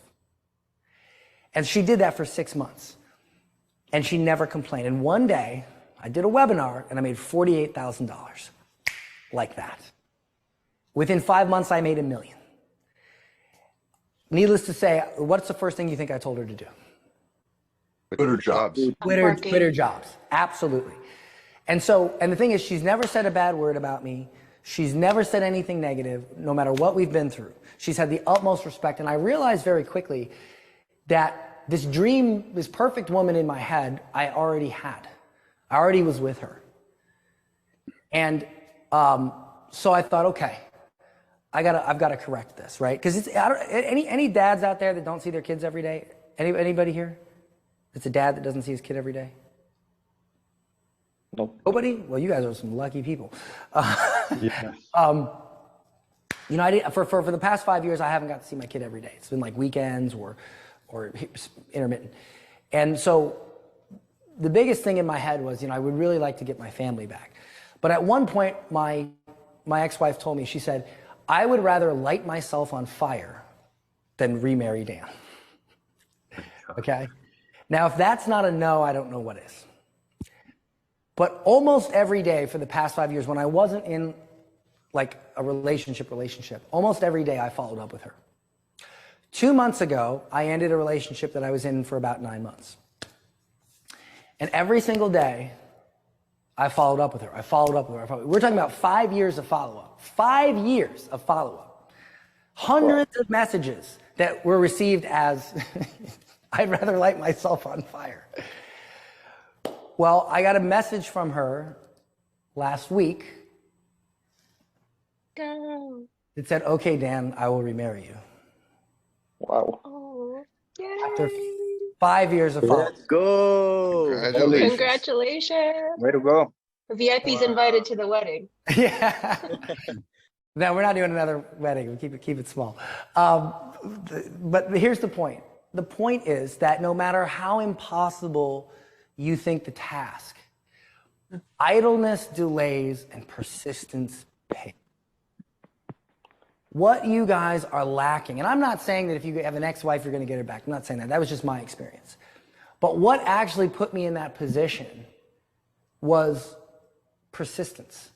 And not just persistence with following up, persistence with bettering myself, persistence with growing as a person so that, you know, and as well, I decided a long time ago that I was going to be a better ex-husband than I was a husband. Because if I can be a better ex-husband than a husband, maybe one day she'll view me as a husband. And so I had persistence. And each and every one of you right now, you have a goal. But if you don't believe in the process to get that goal, if you don't believe that it'll work, you're not going to put all your time, money, and energy into it. And then it's going to fail anyway. It's going to fail anyway. Guys, any declaration of the future is fiction until it happens. Any declaration of the future is fiction until it happens. How many of you here are going to wake up at a certain time tomorrow? 7 a.m., 8 a.m.? Who here has a time that they want to wake up tomorrow? Me. Okay? So you say, I'm going to wake up at 7 a.m. tomorrow. But do you know you will? Is it a fact that you're going to wake up tomorrow? Or are you planning to wake up tomorrow? You see, any declaration of a future event is fiction until it happens. So no matter what you do, you're making things up. You're creating a fictional story. So if you're going to do that, you might as well create a story that serves you. You might as well create fiction that changes your frequency. If you say, I'm not going to close the deal, you're probably not going to close the deal. If you say, I am going to close the deal, you're a lot more likely to. If you say, this isn't going to work, you're not going to make it work. If you say, this is going to work, then you are going to work it. And it's much more likely to work. It's not that you guys are lacking a magic funnel. It's not that you guys are lacking a specific marketing trick. It's persistence. Idleness delays, persistence pays. And so what I intend to do this week is teach you some stuff that I know works because I have made $30 million with it. I have taught other people to make money with it. We had a guy named Russ Ward, comes into our daily sales huddle program. He sells marketing for solar companies. He was stuck at $6,000 a month for the longest time. $6,000 a month. He joined, and within 3 weeks, he collected $23,000. $23,000. Why? Because we were persistent in getting him in the program, and he was persistent in using the program. And what I know works because I've done it. Okay, I've done it. You don't not know how to do something when you make $30 million with it. You just don't, right? And so that's the point, is you have to be persistent and you have to believe that it works. Does that make sense? Yes? Yes. Yes. Yes. Not to get all mamby-pamby with everybody, but okay, let's take some questions before we go for the day. And my voice is already shot. What do you do with team members? I know as a leader, we look internally first when team members aren't performing, but what do you do when they're not high energy and they're not high vibing and they tell you it's the leads, it's broke leads? What do you do, Dan? I try not to employ those people. Because if your salespeople are telling you that they don't have the money, then that means they believe that you don't have the money, which means they're not going to get the money. So unless they change that belief real quick, they got to go. I'm just not going to hire them. I mean, when we take on clients that need sales teams built, or you know, we get this funny thing. It's like, well, I have this guy that I really want to try out, you know, and you know, and it's like, okay, well, you're hiring us to build you a team. If you knew how to build a team, then why would you be hiring us? So the thing is that most entrepreneurs, they hire, there's an old saying, hire for attitude, trains for results. But most entrepreneurs don't hire for attitude, right? They don't. We get 150 applications. Sometimes we choose 0 to 1 people out of it. So my question to you is, you say, how do I motivate someone who has no belief? My question to you is, why are you hiring someone that has no belief?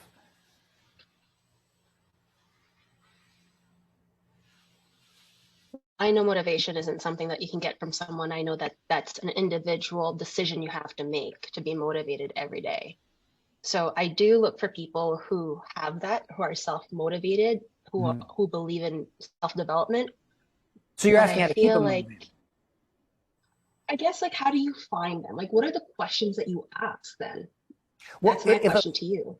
If a rep says to me, they didn't have the money, the first thing I would ask them is, do you think they have the money? Do you think they have the money, right? So for instance, if I say to a rep, so let's pretend you're the rep that has, again, I got to get them on a positive vibration, just like a prospect, right? Yeah. But if I have to do it too much, they got to go. But Yeah. let's say you're the rep, right? I say, okay, so what was your first name? Danielle. Danielle. So Danielle. Okay, so Danielle, you don't believe that the clients have the money. Okay, so Danielle, can you name me a luxury item over over $100,000, a luxury item over $100,000 that you, if you had the money, you'd love to have? A Ferrari. A Ferrari, okay. Now,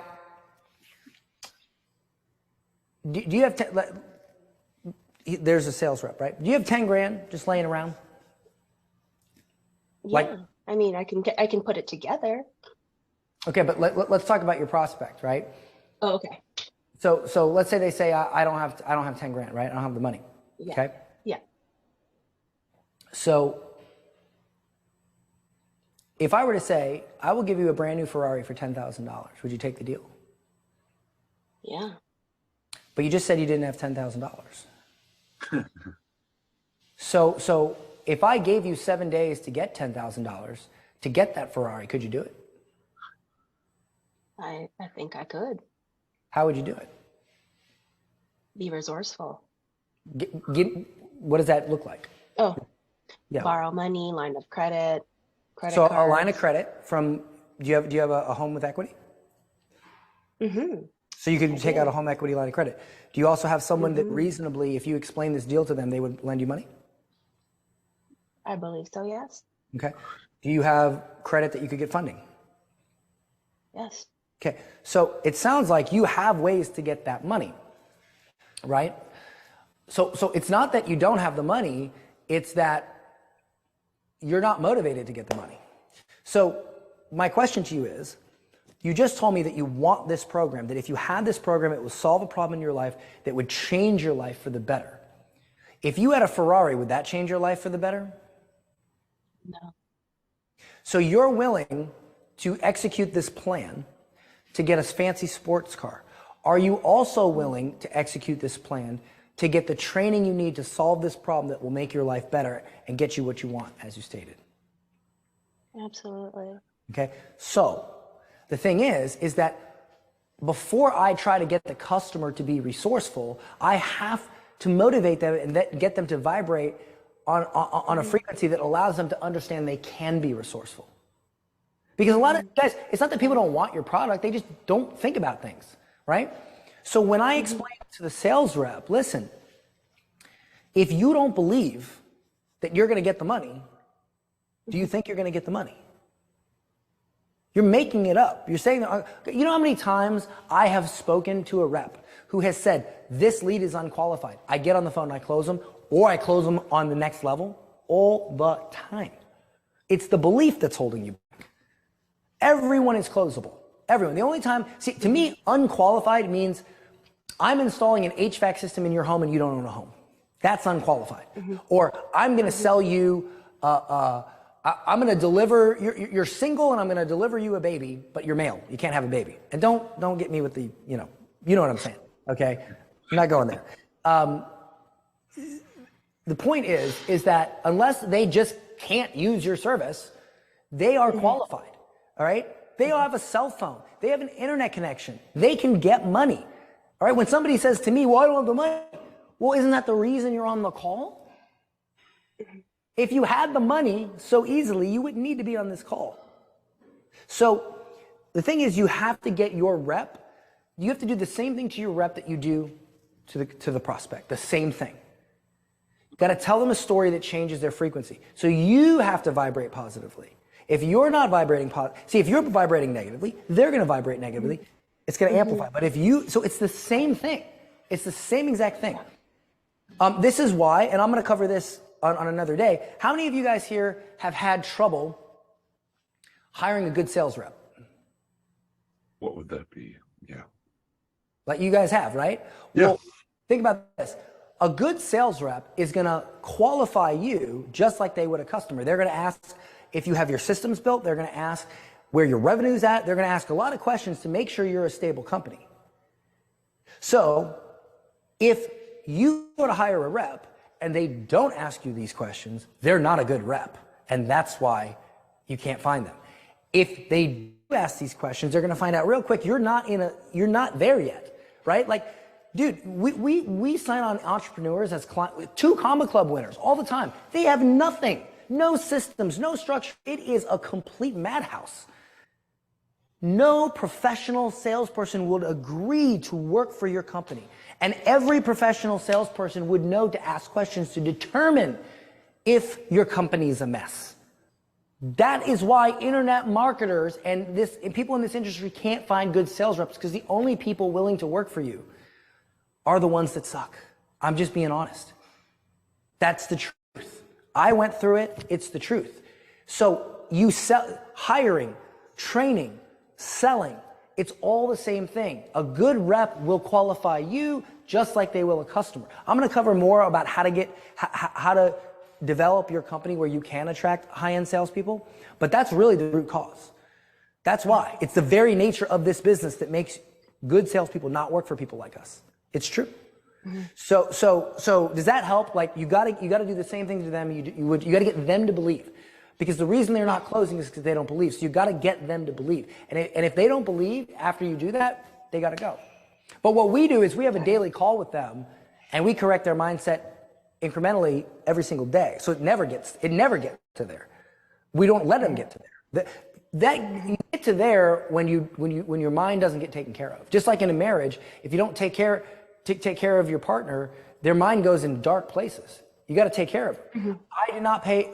Look, can I teach you guys one more thing about school that you probably learned?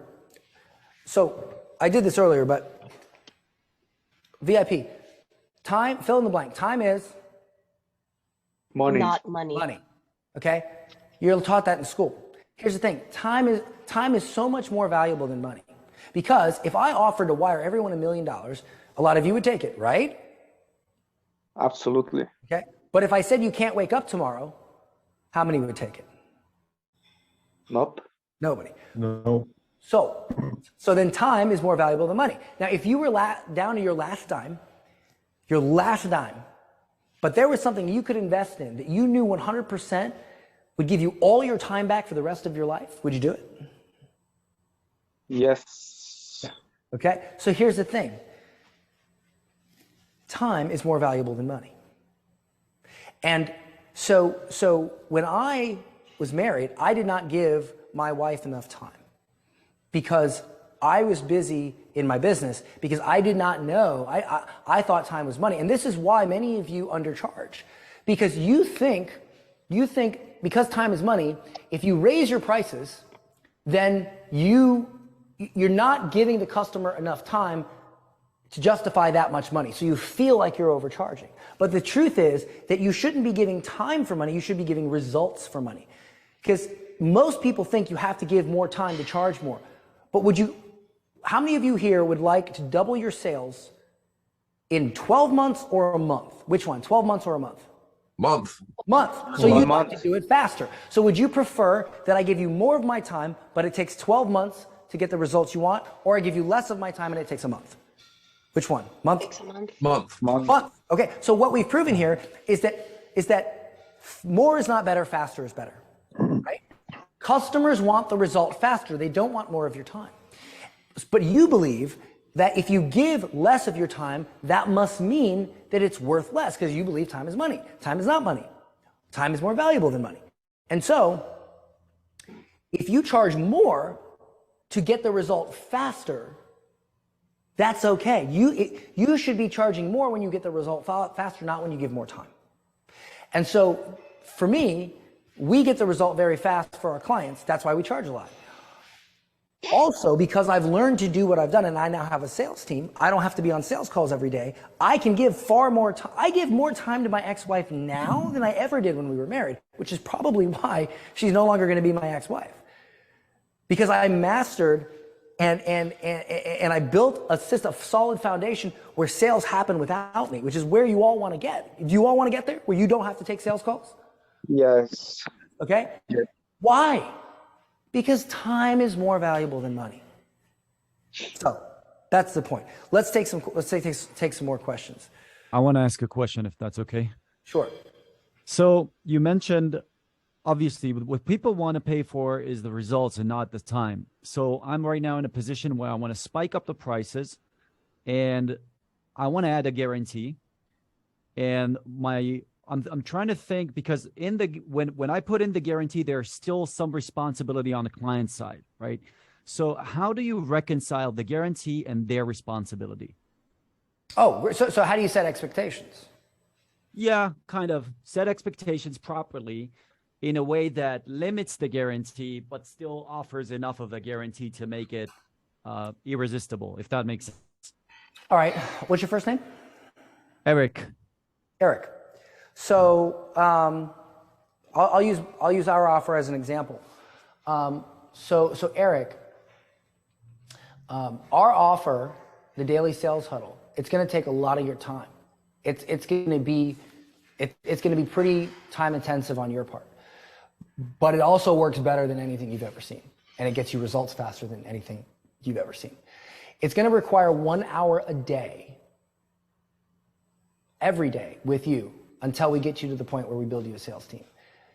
If we could double or triple your sales, would it be worth it to you to invest an hour a day? Okay.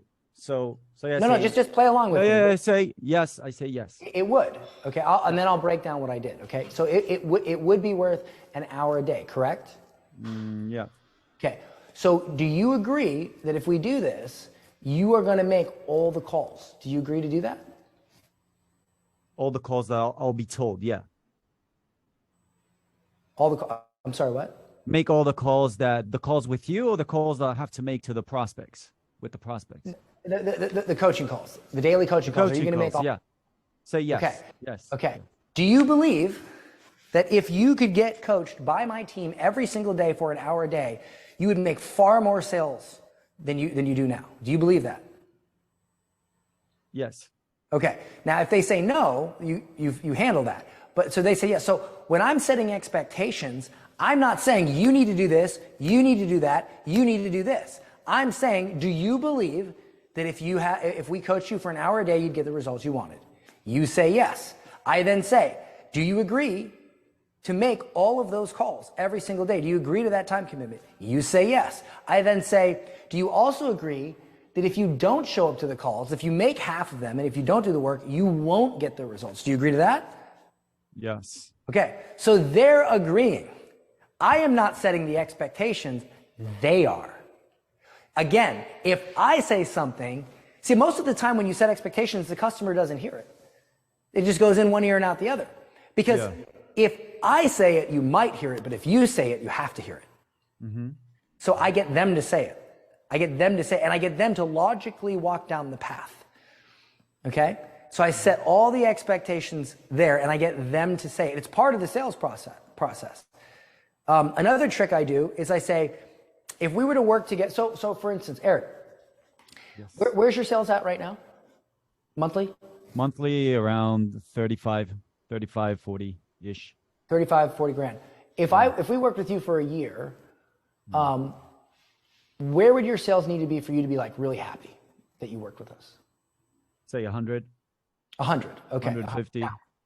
Now, let's step away from the conversation for a second. I personally know that if you have an offer that's at 35 grand, I can easily get you to 100. If you have an offer right now that's at $35,000, within a year, there's absolutely no doubt in my mind that I could get you to 100. That's easy. Okay. But, okay. So I will say, I'll just say okay to that. I'll say, okay. And do you think if you got on a call with us every day, you'd hit 100? And then you say, yes or no. Okay. Let's say I said, okay, right. But let's say you say $1 million a month. Mm-hmm. I don't know. Maybe I've gotten people to $1 million a month before, but I'm not 100% sure I can take you from 35 to $1 million. I am 100% sure I can take you from 35 to 100. Yeah. That I know, but I don't know I can take you from 35 to $1 million. So what I'll do is I'll reset the expectation by saying, so Eric, $1 million a month is a lot, right? And maybe we can get you there. But let me ask you, even if we just got you to 100, would you be happy? yes. That's how you reset the expectation when they go too high. Now, let's say you say 50. Now, I know that if you're at 35 and your expectation is 50, I'm going to blow that out of the water. So I would say, well, Eric, I mean, why only 50? Why don't you shoot higher? I'll get you to 100, right? I'll get you to say 100. Now, here's what happened. If you set your expectations too low, that means buyer remorse has much more of a chance to infiltrate because you're thinking in your mind, well, 35, 50, I can probably It's just 15 more. It's just 15 more. Yes. So I need you to increase your expectations so that you don't have buyer's remorse, or so that if there's a follow-up, you're motivated. But if you say it too high, I got to bring you down to earth. So I decide where my 100% I can get you results range is. I get you there. I get you to agree to that expectation, and then I move forward. Does that make sense? Yes. And then just specifically you add these criterias to the verbal agreement or the agreement itself. Like you have to do X, Y, Z. Because say, for example, you say, we're going to work with you until you get to that 150K mark. So that's our guarantee. We'll keep helping you. And at the same time, we agree that you have to do X, Y, Z, right? Yeah, that's all in the agreement. Okay. Again, I'm not a lawyer, so I don't want to go too deep into just the concept. I'm trying to figure out the concept. But see, what you want to do is you want to say that I agree. Our job is to get you this result if you attend every single call. Mm-hmm. So if they don't do their part, it's built into the agreement. Because look, if you show up to half the calls, you're going to get half the results. So I put that in the agreement to be clear. Does that make sense? Yes, it does. And if it's okay, just to add this, how do you handle if there are many other moving parts in the equation other than just them showing up to the call? Well, I try to make delivery as simple as possible. Like our delivery is very simple. You show up for an hour a day, we fix your stuff. We also have a CRM with Pipeline that we built that we know works with all automated stuff. We duplicate it. We have it on Go High Level. We duplicate it. We give you a login. You go in, you use it, but it's already set up, right? So that's simple. The hour a day is simple. We assign you a time. You're on a little group. That's simple. And then when you reach a certain level, we recruit you a sales rep, and now they're on the daily call. Okay, so we keep it simple, and everything's done in Slack, and that's pretty much it. So we don't try to structure the offer where like we have to do a bunch of stuff that we shouldn't be doing. Like we don't do marketing, right? Because we're so good at prospecting that we don't need to help you with marketing. We have a channel where I hop in there and you can post your marketing, and like once a week I'll give my views on it, but that's like sort of a bonus. I don't offer that. I just do it. So it's not like legally included. I just do it until I get hit by a bus. So you try to drill it down into a recipe essentially, so that there will be less moving parts. And if you just follow the recipe, I know it's going to happen. Yes, but I get them to agree to it. See, one problem that we've had with clients and why we've had to change our delivery is because if I get somebody who's at 5, 10, 15 grand a month, they don't have anything, right? So they do everything we say, we quickly get them to 20, 30, 40, 50. But if I have somebody come in who's at 50 or 100, they generally have bad habits that they've built. They have an ego. And I'm not saying everyone, I'm just saying some. They have an ego. They and I understand, because I went through the same thing. They have beliefs that were built that they learned from these internet marketing gurus. They have their way of doing it. And the number one thing is they don't want to give up control. And so what we have to do with clients who are already at that level is we have to basically say, listen, we have a zero tolerance policy for you coaching your sales team, for you not doing what we say, for you doing things your own way. Because if what you did worked, you wouldn't be here. You wouldn't need us. So you got to be ultra, like I tell people, I say, listen, I'll fire you as a client. You start jumping in and trying to coach your sales team when you start undermining us, you got to go. Because I got 10 people who are stuck at 5 grand a month who will 100% take your spot and will be 1,000 times more grateful to us to get them from 5 to 50 than to get you from 50 to 100. And they will love us. They won't treat us like crap. So sometimes you have to be, and I experienced this in my other offer as well. I always had more resistance from there was a point where I was making $1 million a month. If somebody came in at 10 grand a month, they loved me, they did everything I said. If somebody came in at 100 grand a month, they gave me shit. Yeah. Right? But see, I don't view, when you're at $1 million a month, you don't see a huge difference between somebody at 10 and 100. It's like you're a black belt. You don't see a huge difference between a white belt and a blue belt in jiu-jitsu, right? So like, sometimes with the clients who are further ahead, you have to be like, listen, like you're here for a reason. You're here because you need our help. Don't give us crap, right? And you just and look, here's what's going to happen. You're either going to lose a client that would have driven you crazy, or you're going to reset expectations and get that client to, because we've had clients who have done that, and we've said, we're going to fire you. They've said, okay, fine. And then guess what happened the next month? Their sales went up. So even though we had to be a bit harsh, what we did was best for the client. And so at the end of the day, it's all about your intention. Don't try to serve you, try to serve them. And if your process is good, then by you holding them accountable to that process, you will be serving them. Does that make sense? Yeah. So it's essentially you're moving more towards from the traditional, we provide you the information, you do what you want to do with it. It's more like more intensity, more service that they actually need, and charging more for that, right? Are you talking about our offer? In general, yes, specifically the way you structure it. Well, the way I like to structure it is I like to take a process, prove that process, show and inspire the client to believe that process works, and then set the expectation that if they want the result, they need to follow the process and get them to say it back and agree. Okay. Thank you. Yeah. What are your top questions for discovering the problem a prospect has? The top questions for discovering the problem the prospect has? Yeah. So most of the time you will know the problem, right? Yeah. You will know, like, I know that you guys are not good at sales. That's why you're not making it. But you don't want to say that because it sounds gross, right? It's much easier to say that my leads are unqualified, my funnel sucks, the market's down, whatever. It's easy to blame stuff other on the simple fact that you don't know how to sell. That's the thing. So generally you will know the problem, right? So Yeah. who's your audience? Real estate agents. Okay. So what do you do for them? Like what result do you get for them? I teach them how to begin transacting commercial real estate. So I teach them lead generation, lead nurturing, lead fulfillment. Okay. So what is the problem that they have, that you know they have, that's preventing them from getting what they want? Yeah, it comes down to the same few problems. They don't know how to generate commercial leads. They don't know how to get in the door with these people, and they don't know how to transact in commercial transaction. Okay. Now, if you were to ask them, without a full conversation, if you were to ask them what they think the problem is, what would they say? Typically, they say, I don't know where to get leads. Is that really the problem, though? They lack the starting point. They just don't know where to start.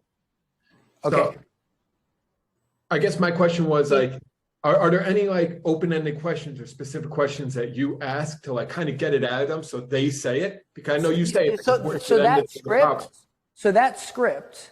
So to be clear, that script that I gave you earlier will get that out. The script found in my book, The Pocket Guide to High Ticket Selling, will really get it out, which I'm going to go over this on day 5. I think I'm going to go over this on day 5. We'll see. I mean, I will. I just don't know if it's day 5. But I will be going over this, okay? But here's what happens. If you do that setting script that I taught earlier, a lot of times they will tell you the problem. And if they tell you the problem that matches with the problem that your offer solves, then you're good. But if they tell you a perceived problem, right? Perceived problem, and then this is the real problem. So you know the real problem, right? Like I know that most of you guys simply don't know how to reach out to people, get a conversation going, book a call, and close the deal. You don't know how to prospect and sell. You think it's, most of you guys, or a lot of you guys, not all you guys, but a lot of you guys think it's funnels. You think it's branding. You think it's whatever. You think the market's down, or saturated. Okay, so you're here. If I ask you, a lot of you will say here. Some of you will say, I just don't know how to sell. And great, I don't need to go any further because that's what we help. We teach you how to sell. We build you out systems. Like I already know that. I don't have a system. I don't have a solid sales system. I don't know how to sell. Okay, great, you're already there. But some of you will say, oh, my funnel, blah, blah, blah. My leads are unqualified. So what I need to do is I need to ask questions that get you from here to here, so then I can present my offer to solve this problem. If my offer solves the real problem and you don't know that you have the real problem, then when I present my offer, you're going to think, well, they can't help me. So I first have to get you from the perceived problem to the real problem. Once you've realized the real problem, then I can make my offer. Does that make sense? Yeah. Okay. So the scripts that I've given you will get those out, but if they give you the perceived problem, then you simply have to ask questions to get them to the real, which, just so you understand, what I did on this challenge so far was exactly that. I asked you guys what you thought the problem was. Many of you gave me perceived problems. I then took you through a worksheet where I said, hey, you don't think you have leads. Like one of the biggest objections we get to our offer is, Dan, I would love to join closed deals. I would love to get daily coaching. I'd love for you to build me a sales team, but I don't have any leads. That's not freaking true. And so what do I got to do? I got to say, okay, how many people did you reach out to in the last 7 days? 3. How many people in your Facebook group? How many people in your Instagram? How many people in your email? 5,000. Okay, so what you're telling me is that you have 5,000 people you could start a conversation with, but in the last 7 days, you only attempted to start a conversation with 3. So is the problem that you don't have any leads or that you're not out there prospecting? Now, see, and I don't say that to you. You said it. You filled in the blanks, right? So now you go, oh my, I mean, how many people on here, you heard them in VIP, they were sitting there going, wow, I thought I didn't have any leads. Oh, I've got way more than I thought. I didn't say you have more leads than you thought. I let you say it. You. So you ask questions to allow them, you incrementally ask questions to get them to realize that the perceived problem is not the real problem. It's the real problem. Because I guarantee you right now, if all of you knew how to have outbound conversations, set calls and close deals, you could go right now, right freaking now and close a deal. I don't care how many leads you think you have, don't have, you can go right now and do it. That's what I did. If you've ever read my book, Digital Millionaire Secrets, I made $100,000 my first month. I had no audience. I did exactly what I taught you guys. So don't tell me you don't have leads, right? But see, I can't just say that. I got to get you to come to the conclusion. So you ask those questions. You either get a perceived problem or the real problem. If you get the real problem, you make the offer. If you get the perceived problem, then you ask questions that lead them to realize, oh shit, I do have leads. I'm just not reaching out to them. Great. Well, we're gonna work with you every day to reach out to them. We're gonna tell you exactly what to say. When something doesn't work, we're gonna ask you what happened, and we're gonna correct you every single frickin' day. Look, guys, I don't mind taking money and telling you I can double or triple your sales because we're working with you every day. Like if I give you a coaching program where you have a call once a week for 6 weeks, okay, maybe not. But if I work with you every day, you're gonna get the result.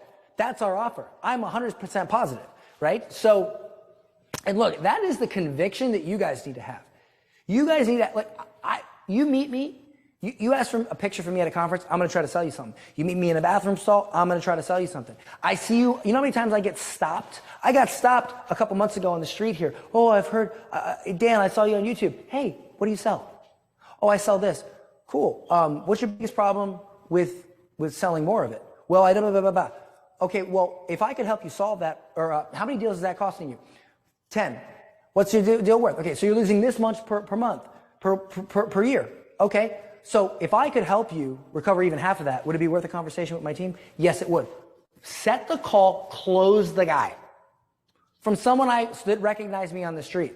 Do you know why I will always sell you something? Because I know beyond a shadow of a doubt. You know how many times I had a guy, Bruce McKinnon Jr., musician, broke, pawned multiple guitars to get the money to buy my program. 6 months later, he bought a brand new house for his wife. And he said, Dan, I'm so glad you sold me. You remember Bruce? You remember Katie? You remember him? He killed it, right? He killed it. He killed it because I was persistent in selling him. He said, Dan, thank you so much for selling me. Because if you didn't sell me, I would never have been able to buy this house for my wife. And he was a broke musician. He got his guitars back, by the way. So I have no problem taking your last dime. You know why? Because I know you'll make it back. I know you'll make it back. That's how you need to feel about your offer. You need to be so convicted in your offer, so convicted that you don't mind taking people's money because you know you're going to get them the result. And if you're not that convicted, you work on that offer until it is. Why do you think my wife worked 3 jobs?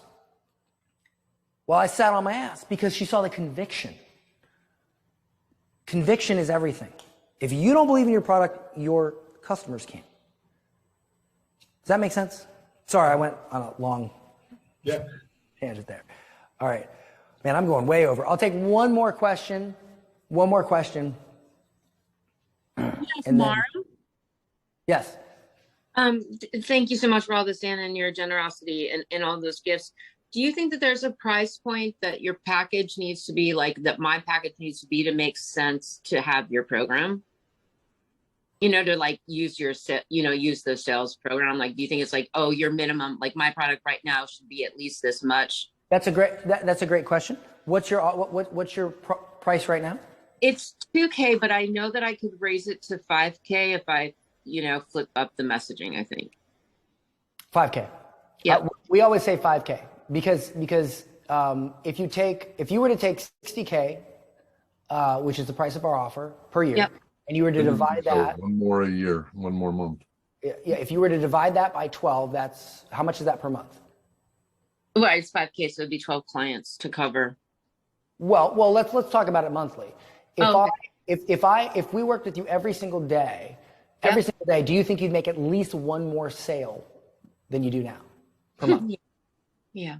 Like, do you believe, and be honest, do you believe that beyond a shadow of a doubt? Oh yeah, no. I mean, I Okay. just know. So if you charge 5K Yeah. and you make at least one extra sale per month, you've completely covered our services. But obviously, we're going to aim to make you way more than that. Right. Now, what is it you sell again? I sell business coaching to creatives. Okay. How many clients have you ever had total? In the last 18 months, I've had 400. I think we talked about this earlier. And what's the average? Oh, yeah. And we assigned, we said, was Yep. this about the movies? Yep. Yeah, okay. So we said that if they're landing meetings, you're getting them to land meetings with executives at movie studios. And if they were to pay for that meeting, if they could pay for that meeting, they would probably pay at least $10,000 to have that opportunity, that meeting. And they're booking 3-4 a month. So Yep. they're booking $30,000 to $40,000 per month. Yep. In meetings, and you're charging 2K. My question to you is, if you could articulate to them this value, do you honestly don't think that they pay 5? Okay, so here's the thing. Yep. Would you like me to teach you how to raise your prices right now? Yes, I would love that because that's my problem right now. I know that I know they will pay, but I just have to communicate it. Okay, so I taught this to my student of mine named Andrew Stickle. Andy came to me when he had nothing, right? He barely had a course put together. By the way, he's a well-known dude now. Andy came to me, he was charging $2,000 for his course. Yep. He was getting people on the phone. I said, and I was on a call with him in our mastermind. He says, Dan, how do I raise my prices? And I said, okay, when's your next call? He says, it's in 10 minutes. I said, okay. When you get on the call and you get to the part where you say the price, by the way, I say, Andy, I'm sorry, what was your first name, Dan? Mara. Do you have a piece of paper? I do. Do you have a pen? Yep. Can you write this down? Yep. Okay. When you get to the part where you say the price, right? Yep. Instead of saying 2,000, I want you to say 5,000. All right, friend. I told him that. And he kind of laughs. So he goes and takes his call. He comes back on the call. He had finished his call before the coaching call ended. And I said, what happened? He said, I closed the deal. Do you know what he charges for that same offer today?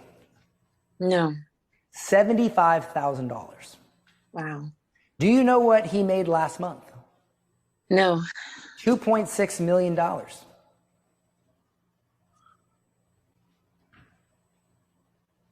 Just say your price. Look, I'll end with this, guys. But was that helpful? Yeah. I think it's like that articulation and just understanding. I think that's what I haven't done is like put it out to what they're getting. Okay. Your perceived problem is that you're not articulating your messaging correctly. Would you like to know the real problem? I'm just not saying that it's 5,000. That's the real problem. Sort of. Okay. Have you ever read the book Persuasion by Robert Cialdini? No. Okay. So there was this jewelry store, right? And in the jewelry store was a pair of earrings, okay? And the manager, these pair of earrings were priced, I don't know, they were priced at, I don't know, maybe it was like $500. I don't remember what the price was, but it was a low price. It was a very low price, right? These earrings sat for months. Nobody bought them. One day, the manager got angry and said to the owner of the jewelry store got angry. Yeah. He was sitting here. And so she says to the manager, cut the price. She leaves a note because she had to go on vacation. So she leaves a little note that says, cut the price of the earrings in half. I want to get rid of it. Right? The manager sees the note the next day, misreads the note, right? So what happens is the owner comes back a week later, not even a week, okay, and notices that the earrings are gone. And she says, oh, fantastic. I guess cutting the price worked. And the manager goes, wait, what did you say? And the owner says, cutting the price in half worked. And she goes, no, I thought your note said to double the price. She misread the note and she doubled the price. And no other thing changed other than the price, and they sold. Okay. Let me ask you a question. Yep. If I said to you, you see this watch right here? Yep. This is a Rolex. I'll sell this watch to you for $15,000. What would you think? It's probably a good deal. Okay. Now, if I said, because it's a $17,000 watch. Now, if I said, this is a Rolex, I'll sell it to you for $100. What would you think? It's not worth it. You would think it was what? Cheap. You would think it was fake. Fugazi. Right? So if I said this, here's this Rolex. It is a real Rolex. It's real. I'll sell it to you for $100. What is your first thought? Right. It's fake. Okay. It's got to be fake, right? You see earrings that are cheap, you think, oh, they got to be cheap. I don't want them. You see earrings that are expensive. What do you think? Oh, there must be a reason they're expensive. Yep. Perceived value. So the simple fact of, guys, let's be fair here. If I told you that my team was going to get on a call with you for an hour a day, build out your CRM, all this stuff, work with you for a full year for $2,000, what would you think? Not real. No, we got to be scammers. It's 60 grand because we're getting on a call with you every freaking day. Okay.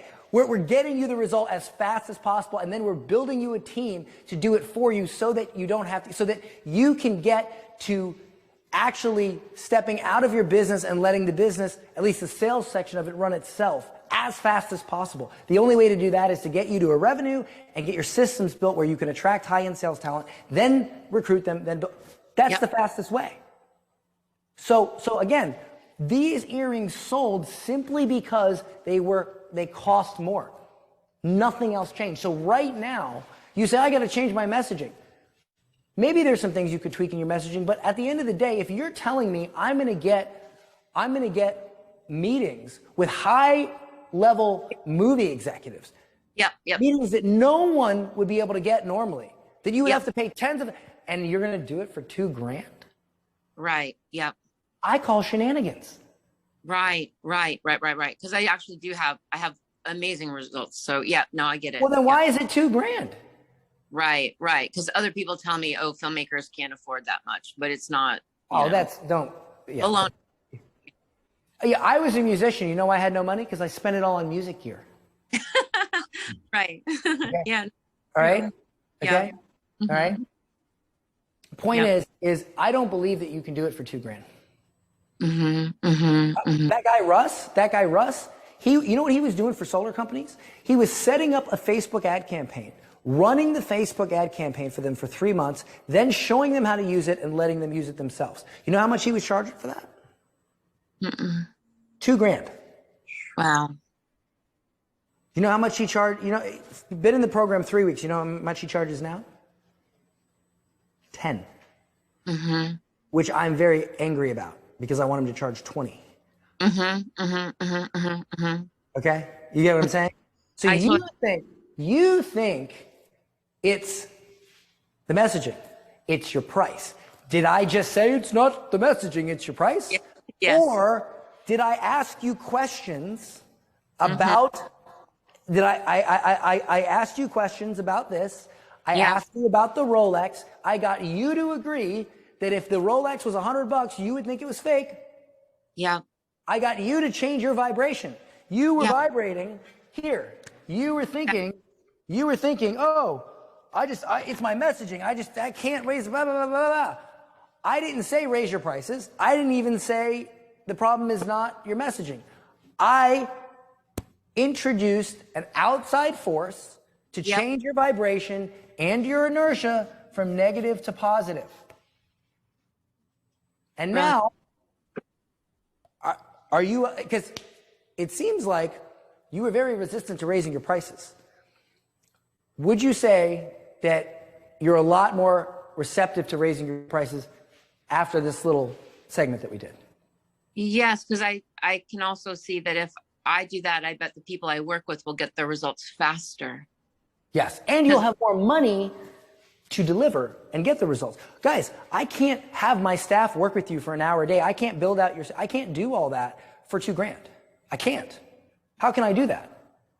I have to charge enough to hire people to support you. We have a whole, Chelsea here, she's an account representative. We have sales managers. We have COO. Like in order for us to get you that result, we have to pay our team. We have to pay for things. Like I can't. So if I were to charge $2,000, I wouldn't be able to get you the result. So the difference is you wasting $2,000 versus you multiplying your 60. That's it. Yep. Mm-hmm. Okay. So again, did I tell you, you said Mara is your name? Mm-hmm. Yes, Mara. Hey, Mara, raise your prices. Or did I get you to vibrate differently and then I told you to raise your prices? Yep. Okay. That's what you're all doing. You're on sales calls and you're literally like just going in for the kill, or you're being like, oh, they don't see the value, right? But the truth is they're vibrating on a negative frequency. You need to get them to vibrate on a positive frequency. Now you're both vibrating. It amplifies, you close the deal. Got it. Okay. Yep. All right. I went way over time, but that's okay. Are you guys excited though? Are you guys excited about this challenge? We got 4 days of it. Yes. How many people did we lose? Yep. Loving it. All right. Well, they can watch the replay. We're going to talk about why people don't. We got so much. We got so much to cover. All right. Typically, Dan, how much time should we carve out for the next 4 days? 2 hours if we're VIP?